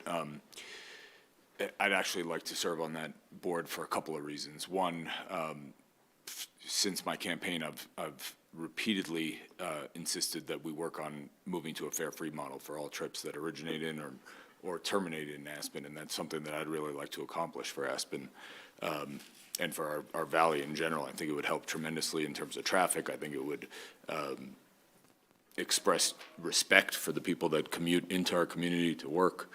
And it's quite important to me. I think it'd be quite meaningful. Another reason why is it's one of the few boards and commissions that I can actually commit to in terms of my schedule, which is not super flexible.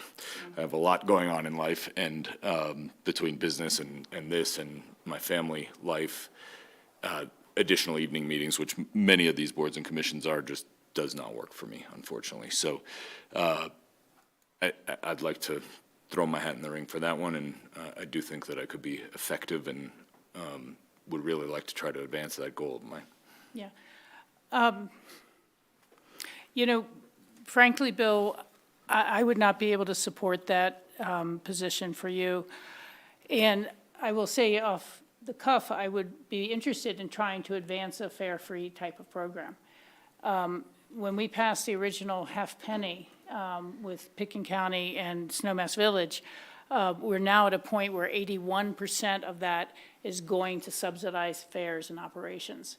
And so we have very little left for actual capital between the three entities to put into improvements such as when they had to rebuild Ruby Park and things like that. But that when I look at where the city's planning efforts have led over the past 18, 20 months, it has been about a solution that only had one lane coming into town and had buses going further in mixed traffic. And it was not a mass transit-oriented solution. It was not a priority for that. So, you know, you can eat all your revenue up in operatings the same way you could eat all your revenue up in supporting nonprofits, which you mentioned, the need, the demand never goes away. It actually only ever increases. But I do like the idea, and I know there was a time period when the state gave grants to be able to provide fare-free service. Unfortunately, the housing of enough drivers didn't allow RAFTA to do that. They really didn't feel like they could handle that demand. But I think it's more important to have people who were willing to put transit as a priority in our entrance designs going forward. So. You're entitled to your opinion on that. I think, you know, to counter several of your points, I think there's nobody that's more effective in getting housing solutions resolved than I am. I've done it for a variety of different entities and make progress quickly on that. I also think that we can easily find the funding for the fares, which in totality, I believe, are around $5 million a year, and that doesn't exclude trips that don't originate or terminate in Aspen. So that's what's most important to me in terms of that boarding commission and what I'd like to get accomplished. How do others feel about that issue? Sorry, I just want to clarify. The issue or the appointment? The appointment. Okay. Yeah, I'm sorry. No, I mean, because you No, talked no. about issues, sorry. A little bit, yeah, you're right. I'll let them go first. Well, it's my understanding John is on 7 boards right now, correct? And Bill is offering to serve on 1, so I would support his willingness to join the board or commission at this point, just for the sake of parity across the council. That was more or less my sentiment, and I would think to alleviate your concerns, alternate versus voting member. But yeah, I understand the tension here, and like maybe the differing ideology, but I guess I would say I bet they're both beneficial, at least in the room, and then obviously voting member, alternate, and contribution for all, and for him to be able to join the board. Yeah. No, I can understand that. I know you would been hopeful on that and were willing to give up other boards you served on, like the Board of Health, and give up the board, the Nordic Council seats. Understood. I just want to bring everybody up to speed here. The reason that I have 7 boards and commissions is because 2 years ago, at our last swearing in, we had one council member who didn't want to serve on any boards for the first 12 months, and we had another who was fairly reluctant to serve. And that's why I took them on. Now, would I be willing to give some boards up? Absolutely. I think that would be a great idea. RAFTA is also important to me. Am I willing to give it up? Sure, I haven't been on it yet, so there's that. But I will leave that up to Rachel. Well, I don't get to just dole them out as much as, I'd be interested in that. And I had tried to have conversations about what people were most interested in and what accommodated their work schedules a bit. I know John has more flexibility of schedule. The first meeting is this week on Thursday at 8 a.m. We should probably try to carpool down together if you can stay for that meeting.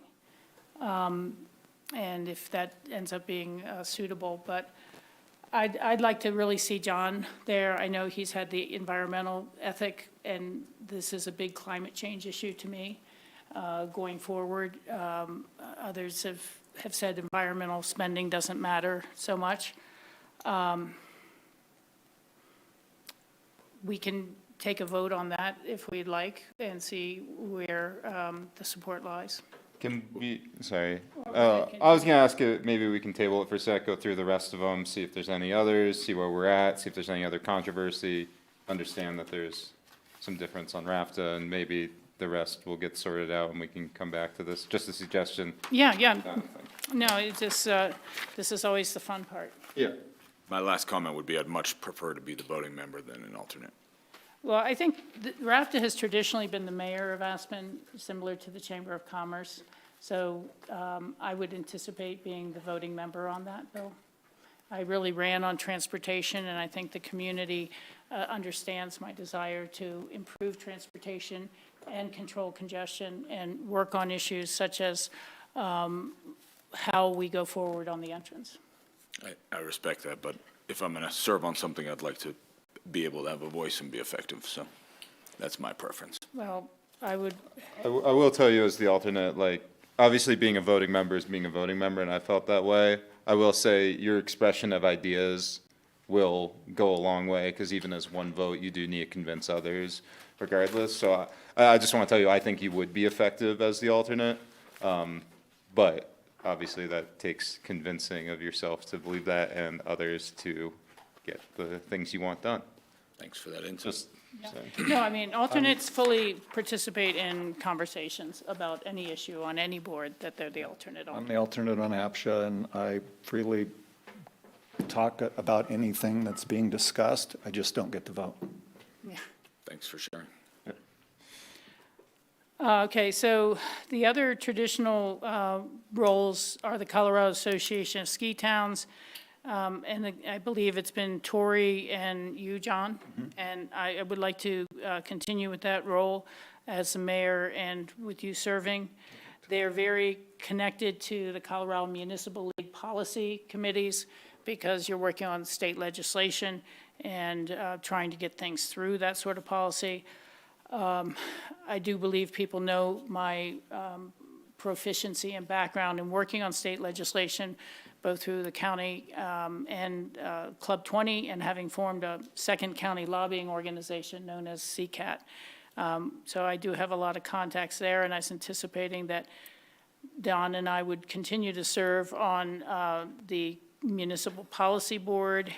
Of course, everyone is invited to go to the conference that is in June, or other training sessions that they have. We have a couple of listed boards or commissions that are a little bit of a subset of other boards.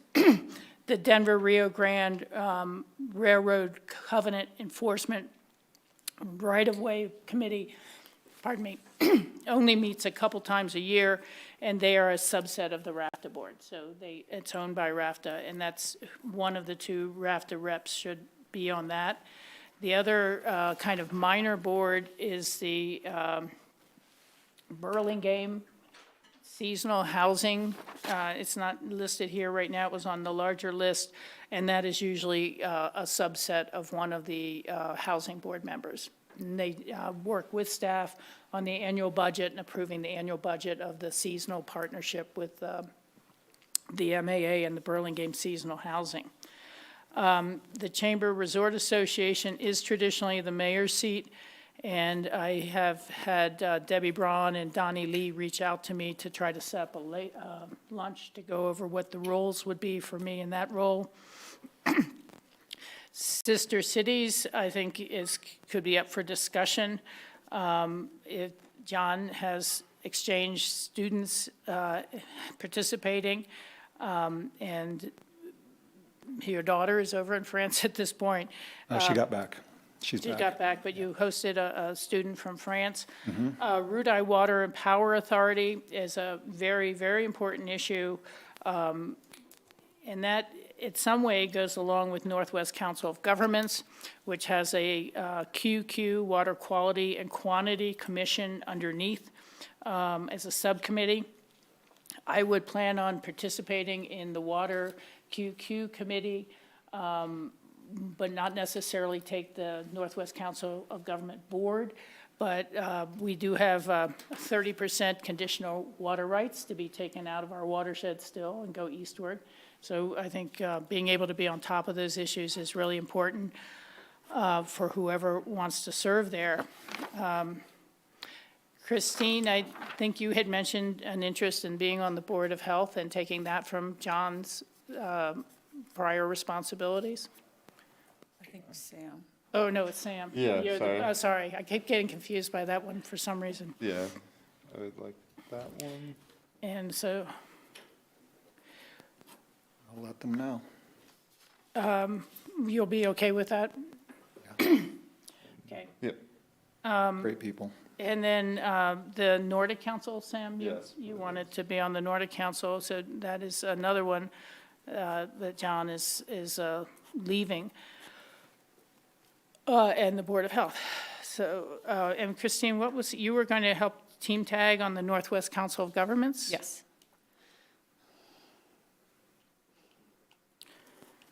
Okay.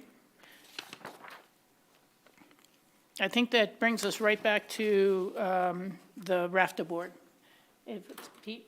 Madam Mayor, in terms of the Burlingame seasonal housing, so I believe the last council member that actually served on the board was former council member Skippy Mesereau.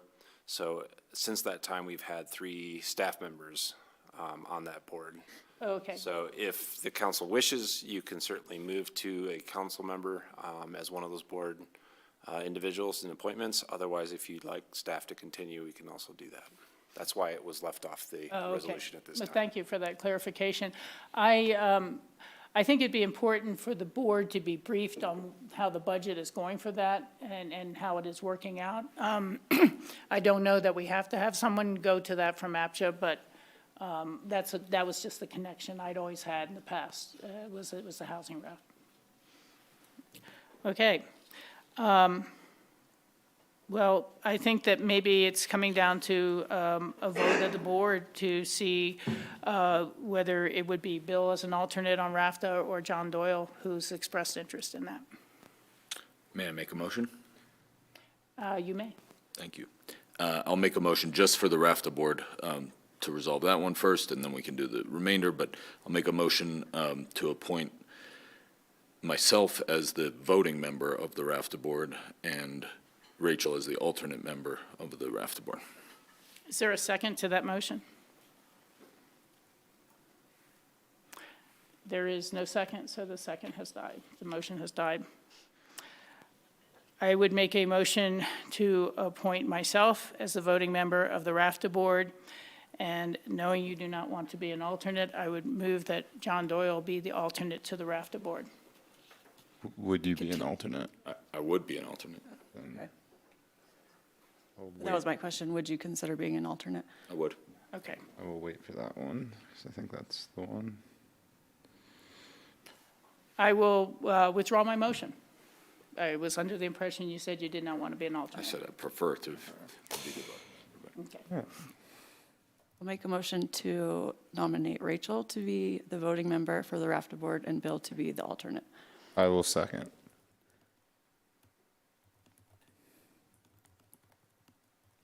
All right, will you call the roll, Nicole?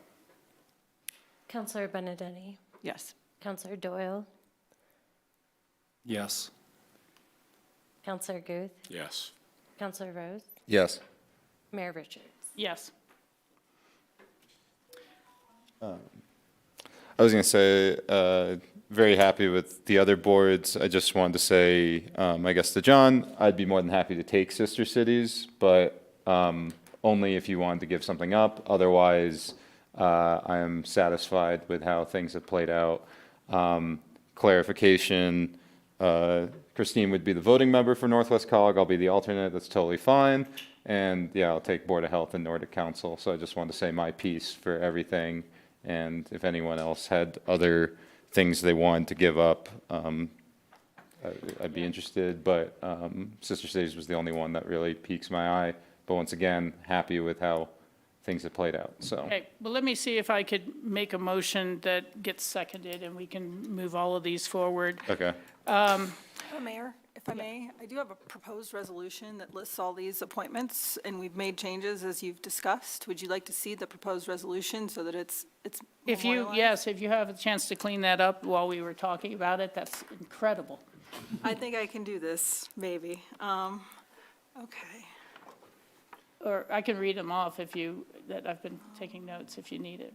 Oh, hold on, I think I hit the wrong button. Zoom. Go to where? This? Okay, perfect. Thank you, Javi. Okay. Here we go.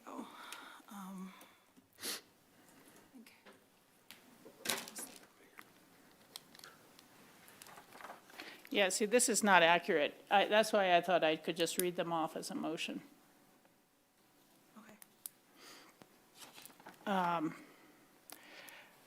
I would make a motion that the Aspen City Council agrees to have Rachel Richards and John Doyle serve on the Colorado Association of Ski Towns, that Bill Guth serves as the alternate member, and Rachel Richards is the voting member of the Roaring Fork Transit Authority, and that Bill Guth is the voting member for the Denver Rio Grande Right-of-Way Covenant Enforcement Subcommittee of RAFTA, that the Northwest Council of Governments will be Christine Benedetti as a voting member and Sam Rose as an alternate, that Rachel Richards will be the designee to the Aspen Chamber Resort Association, that John Doyle will be the Rudai Water and Power Authority Board, and I'm going to double check to see if they have alternates or not. It seems like they do, but I'm just not sure.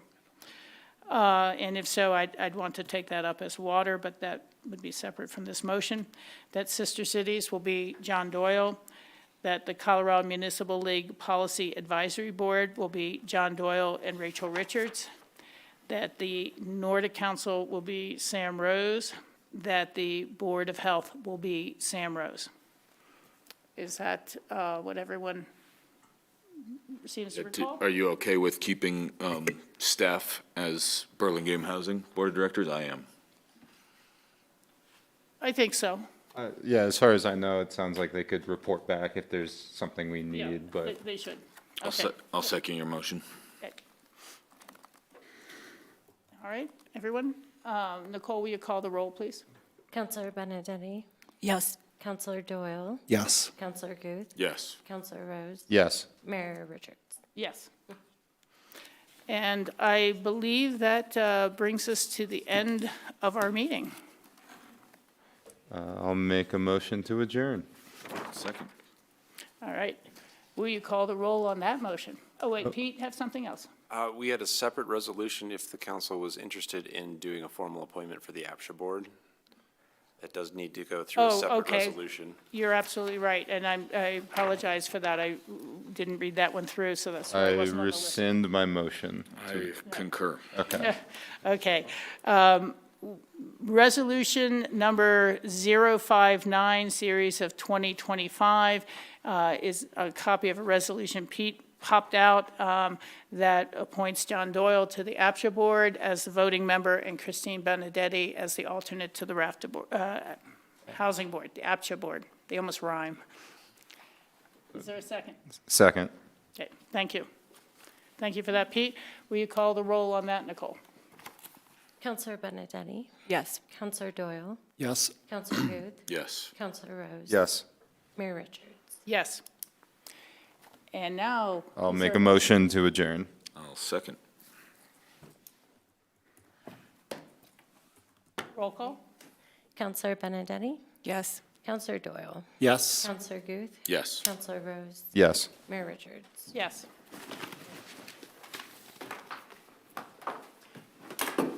Will you forward him the abstract?